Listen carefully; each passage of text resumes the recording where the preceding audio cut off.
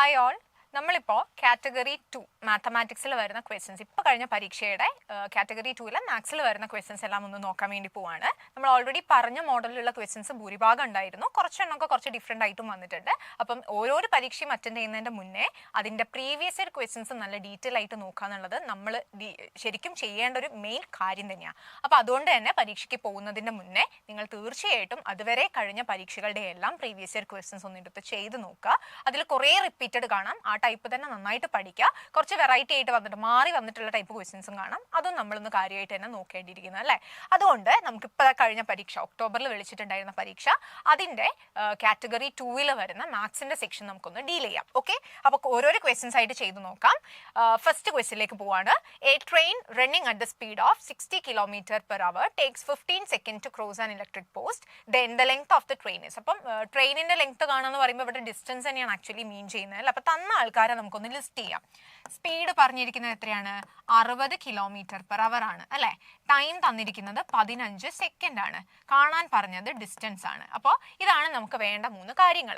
അപ്പോൾ ഞാൻ പറയുന്നത് പരീക്ഷയ്ക്ക് എല്ലാം ഇങ്ങനെ വാരിപ്പെറുക്കി എഴുതണം എന്നല്ല, പക്ഷെ ചെയ്യുന്ന ഒരു മെത്തഡോളജി കീപ്പ് ചെയ്ത് കഴിഞ്ഞാൽ നമുക്ക് ഫാസ്റ്റ് ആയിട്ട് അതൊന്ന് ചെയ്യാൻ വേണ്ടി പറ്റും. അതുപോലെ തെറ്റൊന്ന് കുറയ്ക്കാനും വേണ്ടിയിട്ട് സഹായിക്കും കേട്ടോ. അപ്പോൾ ശ്രദ്ധിക്കുക, എസ് എന്ന് പറഞ്ഞ സ്പീഡ് ഞാൻ എഴുതിയിട്ടുണ്ട് 60 km/h. ഈ ടൈപ്പ് ക്വസ്റ്റ്യൻസ് അല്ലെങ്കിൽ ഈ ഒരു നമ്മുടെ സ്പീഡ് റിലേറ്റ് ചെയ്തിട്ട് വരുന്ന സെക്ഷനുള്ള ക്വസ്റ്റ്യൻസിൽ നിങ്ങൾ ആദ്യം നോക്കേണ്ട കാര്യം എന്ന് പറയുന്നത് നമ്മുടെ യൂണിറ്റുകൾ ക്ലിയർ ആണെന്നുള്ളത് നോക്കണം. ഓക്കെ, അപ്പൊ ഇതിലെ യൂണിറ്റ് എന്ന് പറഞ്ഞാൽ നോക്കിയാൽ km/h km/h തന്നിരിക്കുന്നത്. പക്ഷേ സമയം തന്നത് സെക്കൻഡിലും കാണാൻ പറഞ്ഞ ഡിസ്റ്റൻസിലുള്ള ഓപ്ഷൻ കംപ്ലീറ്റ് മീറ്ററിലും ആണ്. അപ്പൊ ഓപ്ഷനും കൂടെ നോക്കിയിട്ട് വേണം ആരെ എങ്ങോട്ട് മാറ്റണം എന്നുള്ളത് തീരുമാനിക്കാൻ. ഞാൻ ആ km/h മീറ്റർ/സെക്കൻഡിലേക്ക് മാറ്റുന്നതായിരിക്കും ഇനി യൂസ്ഫുൾ ആവുക. എന്താ റീസൺ? തന്നിരിക്കുന്ന ടൈം സെക്കൻഡിലാണ്, കണ്ടുപിടിക്കേണ്ട ആൻസർ മീറ്ററിലുമാണ് അല്ലെ.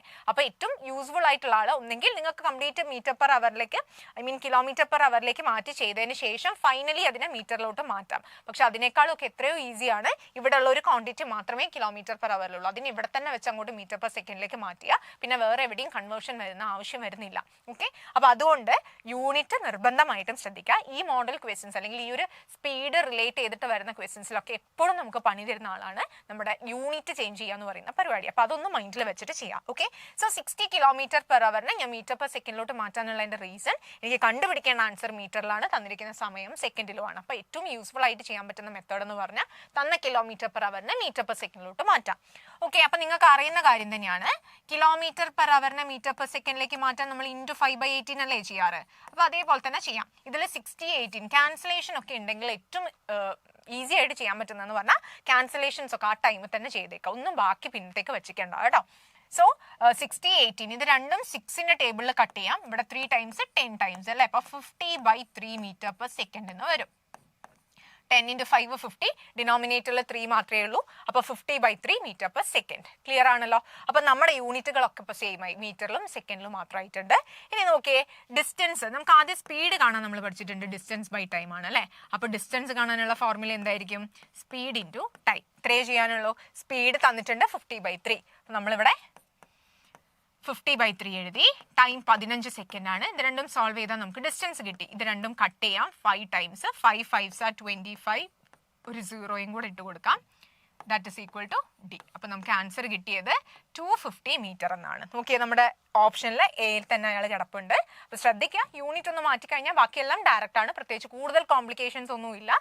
പക്ഷേ യൂണിറ്റ് മാറ്റാൻ മറന്നു പോയാൽ അത് ആൻസറിനെ ബാധിക്കും എന്നുള്ളതും കൂടി ഒന്ന് ഓർത്തിരിക്കുക കേട്ടോ. സോ നമുക്ക് ഓപ്ഷൻ എ 250 മീറ്റർ ആണ് കറക്റ്റ് ആൻസർ ആയിട്ട് വന്നിരിക്കുന്നത്. നമ്മൾ നെക്സ്റ്റ് ക്വസ്റ്റ്യനിലേക്ക് കടക്കുകയാണെ.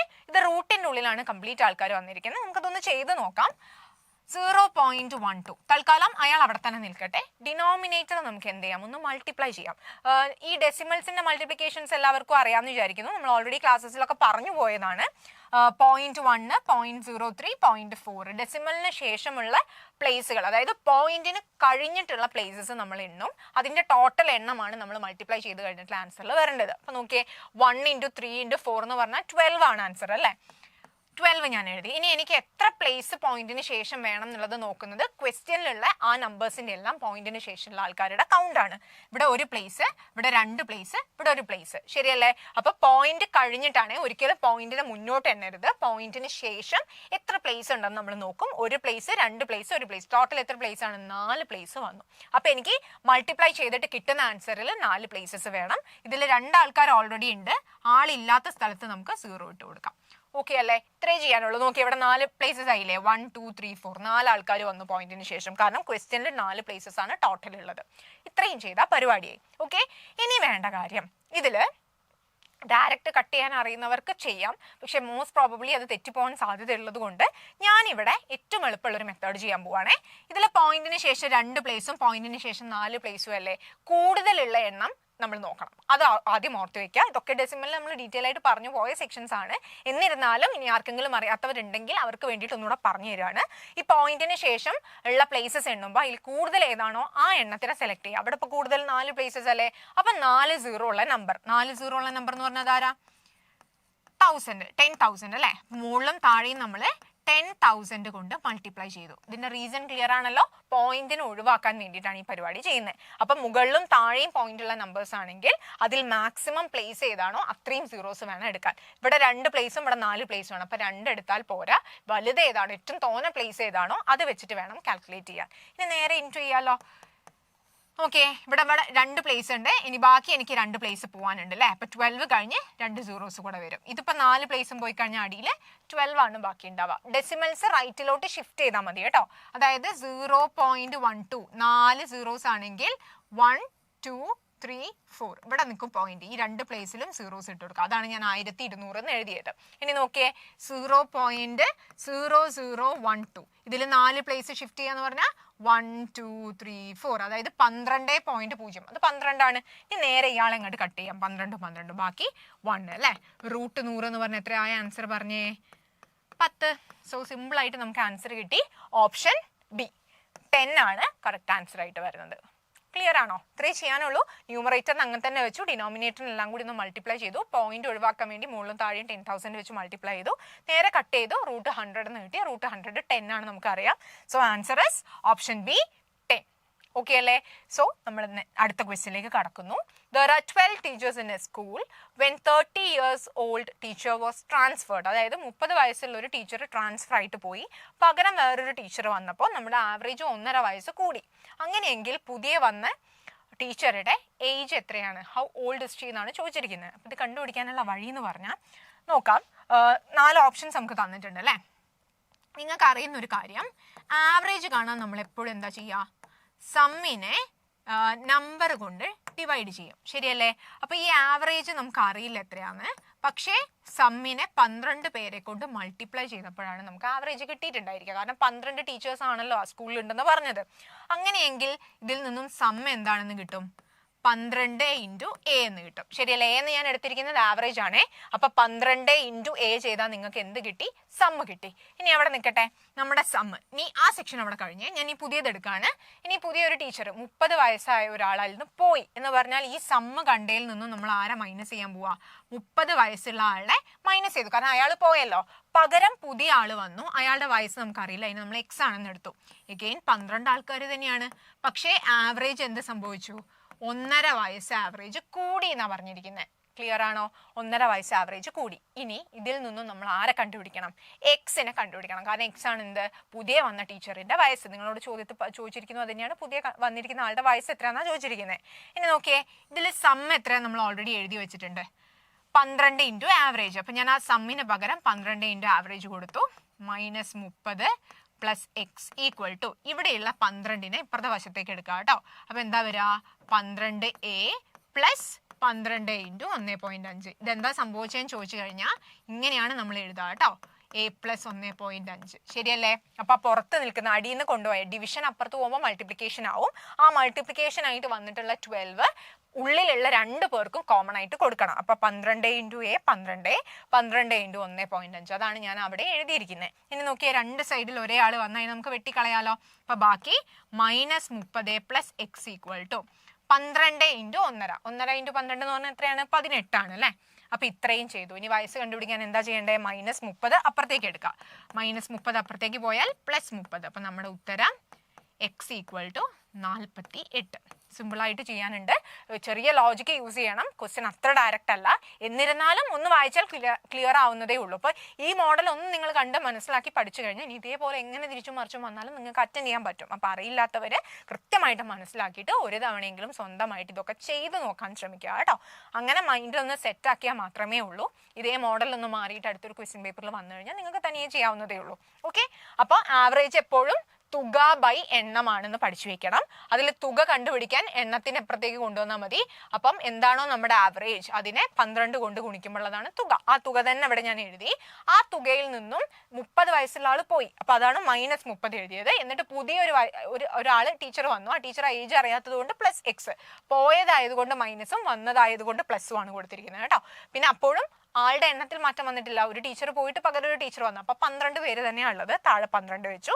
ആവറേജിനേക്കാളും 1.5 വയസ്സ് കൂടി എന്നാ പറഞ്ഞത്. ആവറേജ് ആണെങ്കിൽ അതിനോട് 1.5 കൂട്ടി. ഇനി താഴെയുള്ള 12 അപ്പുറത്തേക്ക് എടുത്തു. രണ്ടിനും ഒരുപോലെ കൊടുക്കുന്നു. രണ്ട് സൈഡിൽ ഒരേ ആൾ വന്ന് അതിനെ കട്ട് ചെയ്ത് കളയാം. പിന്നെ ബാക്കി സാധാ അങ്ങോട്ടും ഇങ്ങോട്ടും എടുത്തിട്ട് എക്സിന്റെ വാല്യൂ കണ്ടുപിടിച്ചു. സോ ഓപ്ഷൻ ബി 48 ആണ് അവിടെ ശരി ഉത്തരമായിട്ട് വന്നിരിക്കുന്നത്. ക്ലിയർ അല്ലേ? അപ്പൊ answer option B 48. Next one, which is not a problem solving strategy in mathematics. Okay, അതായത് തന്നിരിക്കുന്നതിൽ മാത്സിന്റെ പ്രോബ്ലംസ് സോൾവ് ചെയ്യുന്നതിൽ നമ്മൾ യൂസ് ചെയ്യാത്ത സ്ട്രാറ്റജി ഏതാണ്? Okay, okay, guess and check നമ്മൾ മാത്സിന്റെ പ്രോബ്ലംസ് ചെയ്യുമ്പോൾ ചെയ്യാറുണ്ട്. ട്രയൽ ആൻഡ് എറർ മെത്തേഡ് പോലെ. അതായത് നമ്മൾ ഗസ് ചെയ്യും ഇന്നതാവുന്ന, എന്നിട്ട് അത് വെച്ചിട്ടൊന്ന് ചെയ്ത് നോക്കിയിട്ട് ചെക്ക് ചെയ്ത് നോക്കും. ഡ്രോയിങ് പിക്ചേഴ്സ് വരച്ച് നോക്കിയിട്ട് ചെയ്യുന്നുണ്ട്. പിന്നെ തിങ്കിങ് ബാക്ക്വേർഡ്സ് എന്ന് പറഞ്ഞാൽ തന്നതിൽ ഇവിടെ നിന്ന് ഇത്രയാണെങ്കിൽ ഇങ്ങനെ പുറകോട്ട് നമ്മൾ കോൺസെപ്റ്റ് തേടി പോകാറുണ്ട്. റോട്ട് ലേണിംഗ് എന്ന് പറഞ്ഞാൽ ജസ്റ്റ് എന്താണ് ഓർമ്മയിൽ നിന്ന് എടുത്തിട്ട് ചെയ്യുന്ന പരിപാടി എന്ന് പറഞ്ഞാൽ ബൈ ഹാർട്ട് സ്റ്റഡി എന്ന് പറയുന്ന സാധനം. അപ്പോൾ ഇതിൽ അത്ര അങ്ങോട്ട് ആപ്ലിക്കബിൾ അല്ലാത്തത്, പ്രോബ്ലം സോൾവിങ്ങിന് അത്ര അങ്ങോട്ട് പറ്റാത്തത് ആരെന്ന് ചോദിച്ചാൽ ഡയറക്റ്റ് ആയിട്ട് ഡെഫിനറ്റ്ലി പറയാം റോട്ട് ലേണിംഗ് ആണ്. അതായത് വെറുതെ പഠിച്ചു വെച്ച് മനഃപ്പാടമാക്കുക എന്ന് പറയുന്ന ഒരു സംഭവം നമ്മുടെ പ്രോബ്ലം സോൾവിംഗ് സ്ട്രാറ്റജിക്ക് യോജ്യമല്ല, പ്രത്യേകിച്ച് മാത്സ് പോലെ ഒരു സബ്ജക്റ്റിൽ. ഓക്കെ, അപ്പൊ അത് ഡയറക്റ്റ് ക്വസ്റ്റ്യൻ തന്നെയായിരുന്നു. ഓപ്ഷൻ ഡി റോട്ട് ലേണിംഗ് ആണ് അവിടെ ശരിയായിട്ട് വന്നിരിക്കുന്നത് കേട്ടോ. Next one, how many 1/3s are there in 13 1/3? 13 1/3 എത്ര 1/3 ഉണ്ട്? സിമ്പിൾ ആണ്. 13 1/3 എന്ന് പറയുന്നത് മിക്സഡ് ഫ്രാക്ഷൻ ആണ്, മിശ്ര ഭിന്നമാണ് അല്ലെ. ഇതിനെ വിഷമ ഭിന്നത്തിലേക്ക് മാറ്റിയിട്ട് വേണം ബാക്കി ചെയ്യാൻ. അപ്പൊ അറിയാലോ അത് എങ്ങനെയാന്ന്. 13 × 3 39, 39 + 1 എന്ന് പറഞ്ഞാൽ 40/3. ഇനി ഒരു സംഖ്യയിൽ എത്ര മറ്റൊരു സംഖ്യ ഉണ്ടെന്ന് ചോദിച്ചാൽ ഹരണമാണ് അവിടെ ചെയ്യേണ്ടത്. വൃത്തിക്ക് പഠിച്ചു വെച്ചോളാം. അപ്പൊ 40/3 എത്ര 1/3 ഉണ്ടെന്ന് നോക്കാൻ പറഞ്ഞാൽ എന്ത് ചെയ്താൽ മതി? അതിനെ ഹരിച്ചു നോക്കുക. 40/3 ഡിവൈഡഡ് ബൈ 1/3. രണ്ടിന്റെ അടിയിലുള്ള 3കൾ വെട്ടിപ്പോയാൽ 40/1 എന്ന് വരും. അപ്പൊ ഉത്തരം ഡയറക്റ്റ് ആണ്, 40 ആണ് അവിടെ ആൻസർ ആയിട്ട് വരുന്നത്. ഓപ്ഷൻ ഡിയിലുണ്ട് 40. ക്ലിയർ അല്ലേ? അപ്പൊ ഇത് ഓർത്ത് വെക്കണം. ഇത് ചിലപ്പോൾ നിങ്ങൾ ഇവിടെ ഓപ്ഷൻ 13 വന്നത് കണ്ടോ, തെറ്റിക്കാൻ ചാൻസ് വളരെ കൂടുതലാണ്. ഇത് എങ്ങനെയാ ചെയ്യാന്ന് ചോദിച്ചു കഴിഞ്ഞാൽ നിങ്ങൾക്ക് ഡിവിഷൻ ആണെന്ന് അറിയണ്ടാവും. പക്ഷെ നിങ്ങൾ ഇതിനെ ഇങ്ങനെ മാറ്റാൻ വേണ്ടി മറന്നുപോകും. എന്നിട്ട് 13 1/3/1/3 എന്ന് എഴുതും. ഇത് രണ്ടും വെട്ടിക്കളയും. 13 എഴുതുന്ന ആൾക്കാരുണ്ട്. അവരെ തെറ്റിക്കാൻ വേണ്ടിയിട്ടുള്ള ഓപ്ഷനാണ് ഈ 13 കൊടുത്തിരിക്കുന്നത്. അപ്പൊ ഇതുപോലെയുള്ള തെറ്റുകൾ പറ്റാതിരിക്കണം. അതിന് വേണ്ടിയിട്ട് തന്നിരിക്കുന്ന മിശ്രഭിന്നം വിഷമമാക്കിയിട്ട് മാത്രം ബാക്കി ചെയ്തു പോവാം കേട്ടോ. അപ്പൊ ഹരണത്തിലേക്കാണ് പോകുന്നത് ഓർത്തിരിക്കാം. അപ്പൊ ഓപ്ഷൻ ഡി 40 ആണ് correct answer. Next one, what is the area of the largest square that can be inscribed in A circle of area 800 π²cm? അതായത് നമുക്കൊരു വൃത്തമുണ്ട്. ഓക്കെ, ഈ വൃത്തത്തിന്റെ അകത്ത് വേണം നമുക്കൊരു ചതുരം വരയ്ക്കാൻ. ഓക്കെ, ഈ ചതുരത്തിന്റെ പ്രത്യേകത എന്ന് പറഞ്ഞാൽ ഏറ്റവും വലിയ ചതുരമായിരിക്കണം കേട്ടോ. ആ ചതുരത്തിന്റെ പരപ്പളവ് ഏരിയ എന്താണെന്നുള്ളത് കണ്ടുപിടിക്കണം. നിങ്ങൾക്ക് സർക്കിളിന്റെ ഏരിയ തന്നിട്ടുണ്ട്. നോക്കിയേ, സർക്കിളിന്റെ ഏരിയയിൽ നിങ്ങൾക്ക് അറിയാം. സർക്കിളിന്റെ ഏരിയ കാണാനുള്ള ഇക്വേഷൻ എന്താണ്? സർക്കിളിന്റെ ഏരിയ കാണാനുള്ള ഇക്വേഷൻ എന്ന് പറഞ്ഞു കഴിഞ്ഞാൽ നമുക്കറിയാം πr². അതാണ് നിങ്ങൾക്ക് തന്നിരിക്കുന്നത് 800 π എന്ന്. ശരിയല്ലേ? πr² = 800 π എന്ന് തന്നിട്ടുണ്ട്. ഇതിലെ പൈ ക്യാൻസൽ ചെയ്യാം അല്ലെ. അപ്പൊ r² 800 ആണെങ്കിൽ r എത്രയാണ്? √800. അത്ര വരെ എഴുതി അവിടെ നിർത്താലോ. ഓക്കെ അല്ലേ? ഇനി 6 തന്ന സ്ഥിതിക്ക് എനിക്ക് ഡയമീറ്റർ വേണം. ഡയമീറ്റർ എന്ന് പറഞ്ഞാൽ 2r അല്ലേ. 2r എന്ന് പറഞ്ഞാൽ 2 × √800 ആണ്. ഇതുവരെ ഓക്കെ ആണല്ലോ. ഓക്കെ, ഏരിയ കാണാനുള്ള ഇക്വേഷൻ പൈ ആർ സ്ക്വയർ ആണ്. ഏരിയ തന്നിട്ടുണ്ട്, അതായത് സർക്കിളിന്റെ ഏരിയ 800 പൈ ആണെന്ന് ക്വസ്റ്റ്യനിൽ തന്നിട്ടുണ്ട്. അപ്പൊ ഞാൻ ഏരിയന്റെ equation pi r square equal to 800 pi എന്ന് കൊടുത്തു. രണ്ട് സൈഡിലുള്ള പൈ വെട്ടിക്കളഞ്ഞു. ആർ സ്ക്വയർ 800 ആണ്. അതിൽ നിന്ന് ആർ എന്ത് ചെയ്തു? റൂട്ട് 800. റേഡിയസ് തട്ടിയാൽ ഡയമീറ്റർ, അതായത് ആരം തന്നിട്ട് വ്യാസം കാണാൻ പറഞ്ഞാൽ അറിയാലോ, ആരം 6 ആണെങ്കിൽ വ്യാസം കാണാൻ പറഞ്ഞാൽ അതിന്റെ ഡബിൾ, അതായത് 2r, അതായത് 2 × റൂട്ട് 800 കിട്ടി. ക്ലിയർ അല്ലേ? ഇനി നമ്മളിപ്പോൾ പറഞ്ഞ സാധനം ഞാൻ ഒന്നും കൂടെ ഇവിടെ മാറ്റി വരയ്ക്കാം. ഇതാണ് നമ്മുടെ വൃത്തം എന്ന് വിചാരിക്കുക. ഇതിൽ ആലേഖനം ചെയ്യാൻ പറ്റുന്ന ഏറ്റവും വലിയ സ്ക്വയർ എന്ന് പറഞ്ഞാൽ ഏകദേശം ഇങ്ങനെയായിരിക്കും ഉണ്ടാവുക. ശ്രദ്ധിക്കണം, ഇതിന്റെ ഡയമീറ്റർ ആണ് എനിക്കിപ്പോൾ കിട്ടിയത്. എന്ത്? 2 റൂട്ട് 800 അല്ലേ? നോക്കിയേ, ഇതിൽ ഏറ്റവും വലുപ്പത്തിൽ എനിക്ക് വരയ്ക്കാൻ പറ്റുന്ന ചതുരത്തിന്റെ വികർണമായിട്ടാണ് നമ്മുടെ വ്യാസം വന്നിരിക്കുന്നത്. ശരിയല്ലേ? ഈ വൃത്തത്തിൽ വരയ്ക്കാൻ പറ്റുന്ന ഏറ്റവും വലിയ സമചതുരത്തിന്റെ വികർണമാണ് വൃത്തത്തിന്റെ വ്യാസം എന്ന് പറയുന്നത്. അപ്പൊ അത് രണ്ട് തുല്യമായിരിക്കുമല്ലോ. ഓക്കെ, അപ്പോൾ ഓർത്തിരിക്കുക, ഏരിയ കാണാൻ നമ്മൾ ഇങ്ങനെ ഒരു കാര്യം പഠിച്ചിട്ടുണ്ട്. സമചതുരത്തിന്റെ വികർണം യൂസ് ചെയ്തിട്ട് സമചതുരത്തിന്റെ പരപ്പളവ് കണ്ടുപിടിക്കാം. ആ ഡി എന്ന് പറഞ്ഞത് ഈ ഡിക്ക് ഈക്വൽ അല്ലേ? അപ്പൊ എനിക്ക് നേരെ ഇതിൽ ഇക്വേഷൻ ഇട്ട് കൊടുക്കാനല്ലേ പറ്റൂ? ഹാഫ് ഇൻറ്റു ഡി സ്ക്വയർ എന്ന് പറഞ്ഞാൽ 2 × റൂട്ട് 800 സ്ക്വയർ ആണ്. അപ്പൊ 1/2 പുറത്ത് നിൽക്കട്ടെ. 2ന്റെ സ്ക്വയർ, രണ്ടുപേരെയും സ്ക്വയർ ചെയ്യണേ. 2ന്റെ സ്ക്വയർ എന്ന് പറഞ്ഞാൽ 4 ആണ്. റൂട്ട് 800 സ്ക്വയർ എന്ന് പറഞ്ഞാൽ 800 തന്നെ. അറിയാലോ, റൂട്ടും സ്ക്വയറും ഒരുമിച്ച് വന്നാൽ ക്യാൻസൽ ആയിട്ട് ഉള്ളത്തെ സംഖ്യ മാത്രമേ ബാക്കി ഉണ്ടാവുള്ളൂ. 2ഉം 4ഉം വെട്ടി 2. 2 × 800 എന്ന് പറഞ്ഞാൽ എത്രയാ വരിക? 1600 square centimetre. Centimetre or metre നോക്കാം. യെസ്, അപ്പൊ ആൻസർ എന്ത് കിട്ടി? 1600 സ്ക്വയർ സെന്റിമീറ്റർ. ക്ലിയർ അല്ലേ? ആ കിട്ടിയത് എങ്ങനെയാണെന്നുള്ളത്. അപ്പോൾ ഓർത്ത് വെക്കേണ്ട കാര്യം ഈ ചിത്രമാണ്. ഒരു വൃത്തത്തിനകത്ത് ഇൻസ്ക്രൈബ് ചെയ്യുക, അതായത് അതിൻ്റെ ഉള്ളിൽ വെക്കാൻ പറ്റുന്ന ഏറ്റവും വലിയ ചതുരം എന്ന് പറഞ്ഞാൽ ആ ചതുരത്തിന്റെ വികർണം തന്നെയായിരിക്കും നമ്മുടെ വൃത്തത്തിന്റെ വ്യാസമായിട്ട് വരുന്നത്. അപ്പോൾ ആ വികർണം വെച്ചിട്ടുള്ള ഇക്വേഷൻ യൂസ് ചെയ്ത് നിങ്ങൾക്ക് അതിന്റെ പരപ്പളവ് കണ്ടുപിടിക്കാം. ഈ ഒരു ഐഡിയ അവിടെ മൈൻഡിൽ വരണം. അടുത്തത്, which of the following software is used in learning mathematics? ഇതിലേതാണ്? നിങ്ങൾക്ക് ഒരുപാട് തവണ റിപ്പീറ്റഡ് ആയിട്ട് വന്ന ക്വസ്റ്റ്യൻ ആണ് അല്ലേ? ജിയോജിബ്ര. ഇത് ഞാൻ പ്രത്യേകിച്ച് പറയേണ്ട ആവശ്യമില്ല, കൂടുതൽ എക്സ്പ്ലനേഷൻ ഒന്നും തരേണ്ട കാര്യമില്ല. റിപ്പീറ്റഡ് ആണ്, ഒരുപാട് തവണ റിപ്പീറ്റഡ് ആയിട്ട് വന്ന ക്വസ്റ്റ്യൻ തന്നെയാണ്. ജിയോജിബ്ര മാത്സിന്റെ കാര്യങ്ങൾ യൂസ് ചെയ്യുന്ന സോഫ്റ്റ്വെയർ ആണ് എന്നുള്ള കാര്യം. Next one, which of the following is not a process skill of mathematics? അതായത് മാത്സിന്റെ പ്രോസസ് സ്കില്ല്, നമ്മൾ ആ മാത്സ് ചെയ്യുന്ന സമയത്ത് പ്രോസസ്സിങ് സ്കില്ലായിട്ട് താഴെ പറയുന്നതിൽ വരാത്തത് ഏത്? എപ്പോഴും ഈ നോട്ട് ഒരു പ്രത്യേക ഉണ്ട് കേട്ടോ, അപ്പോൾ ഓർമ്മയിൽ വെക്കണം. പിന്നെ ഞാൻ പറഞ്ഞ പോലെ ഈ മോഡൽ ക്വസ്റ്റ്യൻസ് ഒക്കെ നിങ്ങൾക്ക് ഓപ്ഷൻ വെച്ച് തന്നെ ഒരുപാട് ഗസ് വർക്കുകൾ ചെയ്യാൻ പറ്റുന്ന മോഡൽ തന്നെയായിരിക്കും കൂടുതലും ചോദിക്കാറുള്ളത്. Okay, doing homework, analysing problem, asking questions, communicating mathematical concept. Definitely എന്തുതന്നെയാണ് നമുക്ക് ഡൂയിങ് ഹോംവർക്ക് എന്ന് പറയാം അല്ലേ? ഒരുപാട് ഹോംവർക്ക് ചെയ്യുക എന്ന് പറയുന്നത് ഒരിക്കലും മാത്സിനെ പ്രോസസ് സ്കില്ലല്ല. പ്രോസസ് സ്കില്ല് അല്ല എന്ന് പറയാൻ പറ്റില്ല, പക്ഷെ തന്നിരിക്കുന്ന ഓപ്ഷനിലും ബാക്കിയുള്ള 3 അപേക്ഷിച്ച് ഇതിനെ മാത്രമേ നമുക്ക് നോട്ട് റിലേറ്റഡ് എന്ന് പറയാൻ പറ്റുള്ളൂ. ഓക്കെ, അല്ലാതെ പ്രോബ്ലം അനലൈസ് ചെയ്യുന്നത് പ്രോസസ്സിംഗ് സ്കില്ലാണ്, ക്വസ്റ്റ്യൻസ് ചോദിച്ചുകൊണ്ടിരിക്കുന്നത് പ്രോസസ്സിംഗ് സ്കില്ലാണ്, മാത്തമാറ്റിക്കൽ കോൺസെപ്റ്റുകൾ കമ്മ്യൂണിക്കേറ്റ് ചെയ്യുന്നതും പ്രോസസ്സിങ്ങിന്റെ ഭാഗമായിട്ട് വരുന്നത്. പക്ഷേ ഹോംവർക്ക്സ് ഇരുന്ന് ചെയ്യാന്ന് പറയുമ്പോൾ ബാക്കിയുള്ളതിനെ വെച്ച് കമ്പയർ ചെയ്യുമ്പോൾ അത്ര ഇതിനോട് മാച്ചിങ് അല്ല. അതുകൊണ്ട് തന്നെ നമ്മുടെ ആൻസർ എന്തായിരിക്കും വരുന്നത്? Doing homeworks. ക്ലിയർ ആണെന്ന് വിശ്വസിക്കുന്നു. അടുത്ത ക്വസ്റ്റ്യനിലേക്ക് പോവാണേ. The most appropriate tool that help to identify the misconcepts of student in mathematics. അതായത് കുട്ടികളിൽ പഠനത്തിൽ വന്നിരിക്കുന്ന ചില കോൺസെപ്റ്റുകളിൽ വന്നിരിക്കുന്ന തെറ്റുകൾ ഉണ്ടാവുമല്ലോ, അത് ഏറ്റവും കൂടുതൽ നമ്മളെ മനസ്സിലാക്കാൻ സഹായിക്കുന്ന താഴെ പറയുന്നതിൽ ഏത് ടെസ്റ്റ് ആണെന്നുള്ളതാണ്. ഡയഗ്നോസ്റ്റിക് ടെസ്റ്റ് ഉണ്ട്, aptitude, unit test, achievement test. ഇതിൽ ഡെഫിനറ്റ്ലി നമുക്ക് പറയാം ഡയഗ്നോസ്റ്റിക് ടെസ്റ്റ് ആണ്. എന്താ റീസൺ? നമ്മൾ ഡയഗ്നോസ്റ്റിക് ടെസ്റ്റുകൾ ചെയ്യുന്ന സമയത്ത് ഈ തെറ്റിപ്പോകുന്ന സെക്ഷൻസ്, അല്ലെങ്കിൽ കൂടുതൽ കുട്ടികൾ തെറ്റുവരുത്തുന്ന അല്ലെങ്കിൽ കൂടുതൽ ആൾക്കാർ തെറ്റിച്ച കോൺസെപ്റ്റ് ഏതാണെന്നുള്ളത് മനസ്സിലാക്കാൻ പറ്റും. അതുവഴി കുട്ടികൾക്ക് തെറ്റ് സംഭവിച്ച ഏരിയ പെട്ടെന്ന് കണ്ടുപിടിക്കാൻ വേണ്ടി സഹായിക്കുന്നുണ്ട്. സോ ഡെഫിനറ്റ്ലി ഇതിന്റെ ആൻസർ എന്ത് വരും? ഡയഗ്നോസ്റ്റിക് ടെസ്റ്റ് ആണ് വരുന്നത്. ഓക്കെ, അപ്പം മിസ് കോൺസെപ്റ്റ്സ് കുട്ടികളുടെ ഇടയിൽ ഐഡന്റിഫൈ ചെയ്യാൻ ടീച്ചറിന് ഏറ്റവും കൂടുതൽ ഹെൽപ്പ് ചെയ്യുന്ന ടെസ്റ്റ് ഏതാണെന്ന് ചോദിച്ചാൽ ആരാണ്? ഡയഗ്നോസ്റ്റിക് ടെസ്റ്റ് ആണ്. Next question, which of the following must be added to 5^10 to get 5^11? അതായത് ഏതോ ഒരു സംഖ്യയോട്, അതായത് 5^10 എന്ന് പറയുന്ന സംഖ്യയിലേക്ക് ഏത് സംഖ്യ കൂട്ടുമ്പോഴാണ് 5^11 കിട്ടുക? ഈ ഒരു ചോദ്യം ഞാൻ നിങ്ങൾക്ക് മറ്റൊരു എക്സാമ്പിൾ വെച്ച് പറഞ്ഞുതരാം. ഞാൻ ചോദിക്കുകയാണ്, 1നോട് ഏത് സംഖ്യ കൂട്ടുമ്പോഴാണ് എനിക്ക് 3 ലഭിക്കുന്നത്? സുഖമായിട്ട് നിങ്ങൾ പറയും 2 അല്ലേ? 1+2 ചെയ്യുമ്പോഴാണ് എനിക്ക് 3 കിട്ടുന്നത്. ഈ പറഞ്ഞ സാധനത്തിനൊന്ന് റിവേഴ്സ് ചിന്തിച്ചു നോക്കിയേ. 1നോട് ഏത് സംഖ്യ കൂട്ടുമ്പോൾ 3 കിട്ടുന്നു എന്ന് പറയുന്നതിനെ തന്നെ 3ൽ നിന്നും 1 മൈനസ് ചെയ്താൽ കിട്ടുന്ന സംഖ്യ തന്നെയായിരിക്കില്ലേ? ശരിയല്ലേ? ഒന്നിനോട് ഏത് സംഖ്യ കൂട്ടുമ്പോൾ 3 കിട്ടുന്നു എന്ന് ചോദിക്കുന്നതും 3ൽ നിന്നും 1 മൈനസ് ചെയ്താൽ ഏത് സംഖ്യയാണെന്ന് ചോദിക്കുന്നതും രണ്ടും എന്താണ്? സെയിം ആണ്. ആ രീതി വെച്ച് നമുക്ക് ഇയാൾ ഇന്ന് സോൾവ് ചെയ്ത് നോക്കാം. അതായത് ഏതോ ഒരു സംഖ്യനോട് 5/10 കൂട്ടുമ്പോൾ 5/11 കിട്ടുന്നു. അപ്പം നമ്മുടെ ചോദ്യത്തിനെ തിരിച്ചിടാണ്. 5/11 നിന്നും മറ്റേയാളെ മൈനസ് ചെയ്ത് നോക്കിയാൽ പോരെ? അപ്പം നമുക്ക് സംഖ്യ കിട്ടൂലേ? ഇത്രയും ചെയ്താൽ മതി. സിമ്പിൾ ആണ്. നോക്കി 5/11 മൈനസ് 5/10. ഇത് ഡയറക്റ്റ് ആയിട്ട് ഒന്നും ചെയ്യാൻ പറ്റില്ല. കാരണം എന്താ?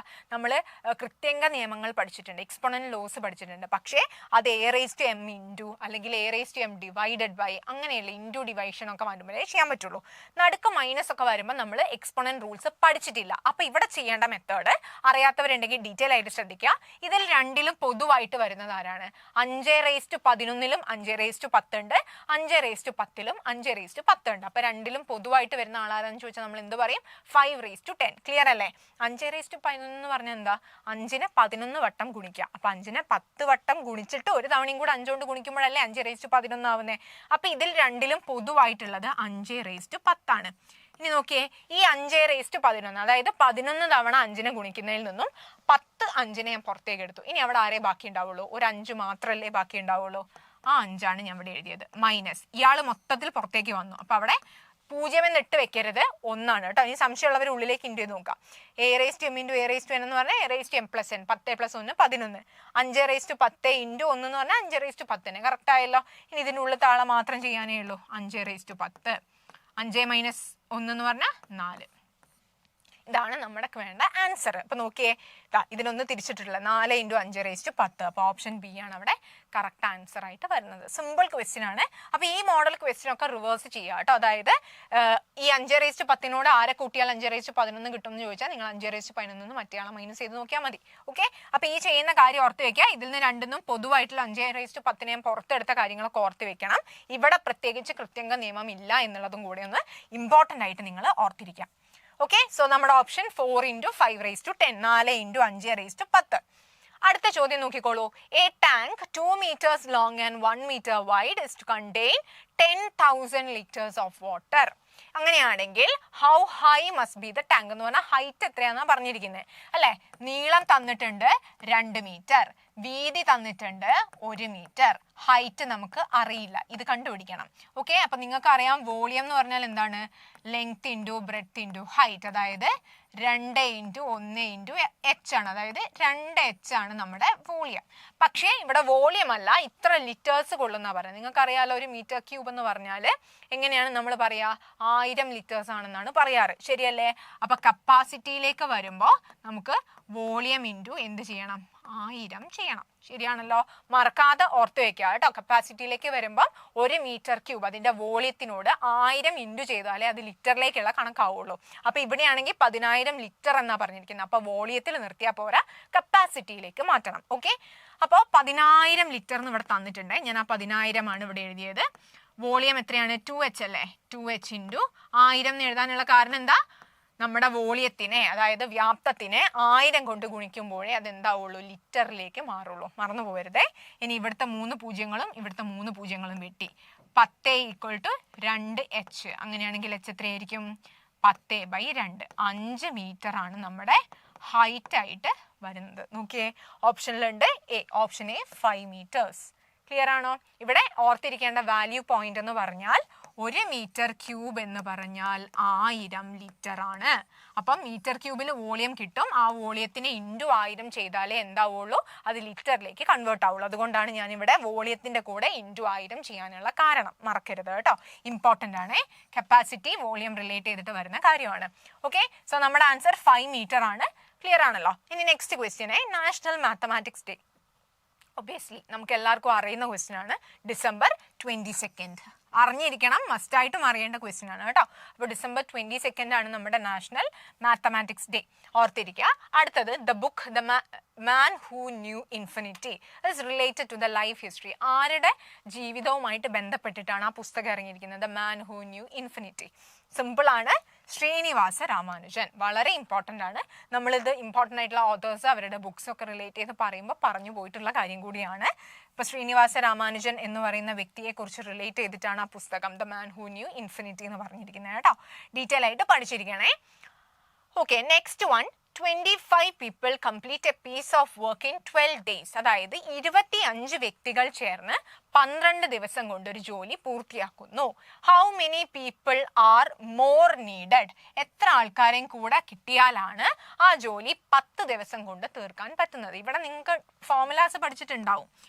M1D1 is equal to M2D2. നമ്മളിങ്ങനെ ഒരു ഫോർമുല പഠിച്ചിട്ടുണ്ടല്ലോ. അതായത് 25 വ്യക്തികൾ. ഈ എം എന്ന് പറഞ്ഞാൽ മെൻ, വ്യക്തികളാണ്. ഡി എന്ന് പറഞ്ഞാൽ ഡേയ്സ്, വർക്ക്, നമ്മുടെ ദിവസങ്ങളുടെ എണ്ണമാണ് കേട്ടോ. അപ്പൊ 25 വ്യക്തികൾ 12 ദിവസം കൊണ്ട് ചെയ്യുന്ന വർക്ക്. എത്ര വ്യക്തികളാ പറഞ്ഞിരിക്കുന്നത് നമുക്കറിയില്ല. അപ്പൊ എം 10 ദിവസം കൊണ്ട് തീർക്കാൻ എത്ര ആൾക്കാർ കൂടുതൽ വേണം? ഓക്കെ, അപ്പൊ ഈ 10 ഇങ്ങോട്ട് എടുത്താൽ പോരെ. 25 × 12/10 = M. ഇത് ക്ലിയർ ആണോ? ഈ ഇൻറ്റു 10 ഇങ്ങോട്ട് വന്നപ്പോൾ ഹരണമായതാണ്. ദയവ് ചെയ്ത് നിങ്ങൾ ചെയ്യുന്ന സമയത്ത് ഇതിനെ ഇൻറ്റു ചെയ്യാൻ പോവരുത്. അപ്പുറത്തുള്ള ആളെയും കൂടെ താഴേക്ക് കൊണ്ടുവന്നതിന് ശേഷം വെട്ടി ചെറുതാക്കി മാത്രം ഉത്തരത്തിലേക്ക് പോവുക. അല്ലാതെ കാൽക്കുലേഷൻ എല്ലാം ഇരുന്ന് ഇൻറ്റു പിന്നെ അതിനെല്ലാം ഇരുന്ന് ഡിവൈഡ് ഒക്കെ ചെയ്യാൻ പോയി കഴിഞ്ഞാൽ ഒരുപാട് സമയം അതിൻ്റെ മുകളിൽ വേസ്റ്റ് ആണ്. ഓക്കെ, 25ഉം 10ഉം 5ന്റെ ഗുണനപ്പട്ടിക വെച്ച് വെട്ടാലോ. ഇത് 2, ഇത് എത്ര വന്നു? 5. 2ഉം 12ഉം വെട്ടിയാൽ 6. 6 × 5 30. 30 = M. കണ്ട പാതി കാണാത്ത പാതി. ഓപ്ഷൻ എ 30 എന്ന് പറഞ്ഞു പോയി ആൻസർ മാർക്ക് ചെയ്യാൻ പാടില്ല. ക്വസ്റ്റ്യൻ ശ്രദ്ധിച്ചു വായിക്കുക. How many people are more needed? അതായത് നമ്മുടെ കയ്യിൽ 25 ആൾ ഓൾറെഡി ഉണ്ട്. അതിലേക്ക് എത്ര ആൾക്കാർ കൂടുതൽ വന്നാലാണ് 10 ദിവസം കൊണ്ട് തീരാന്നാണ് അല്ലെ.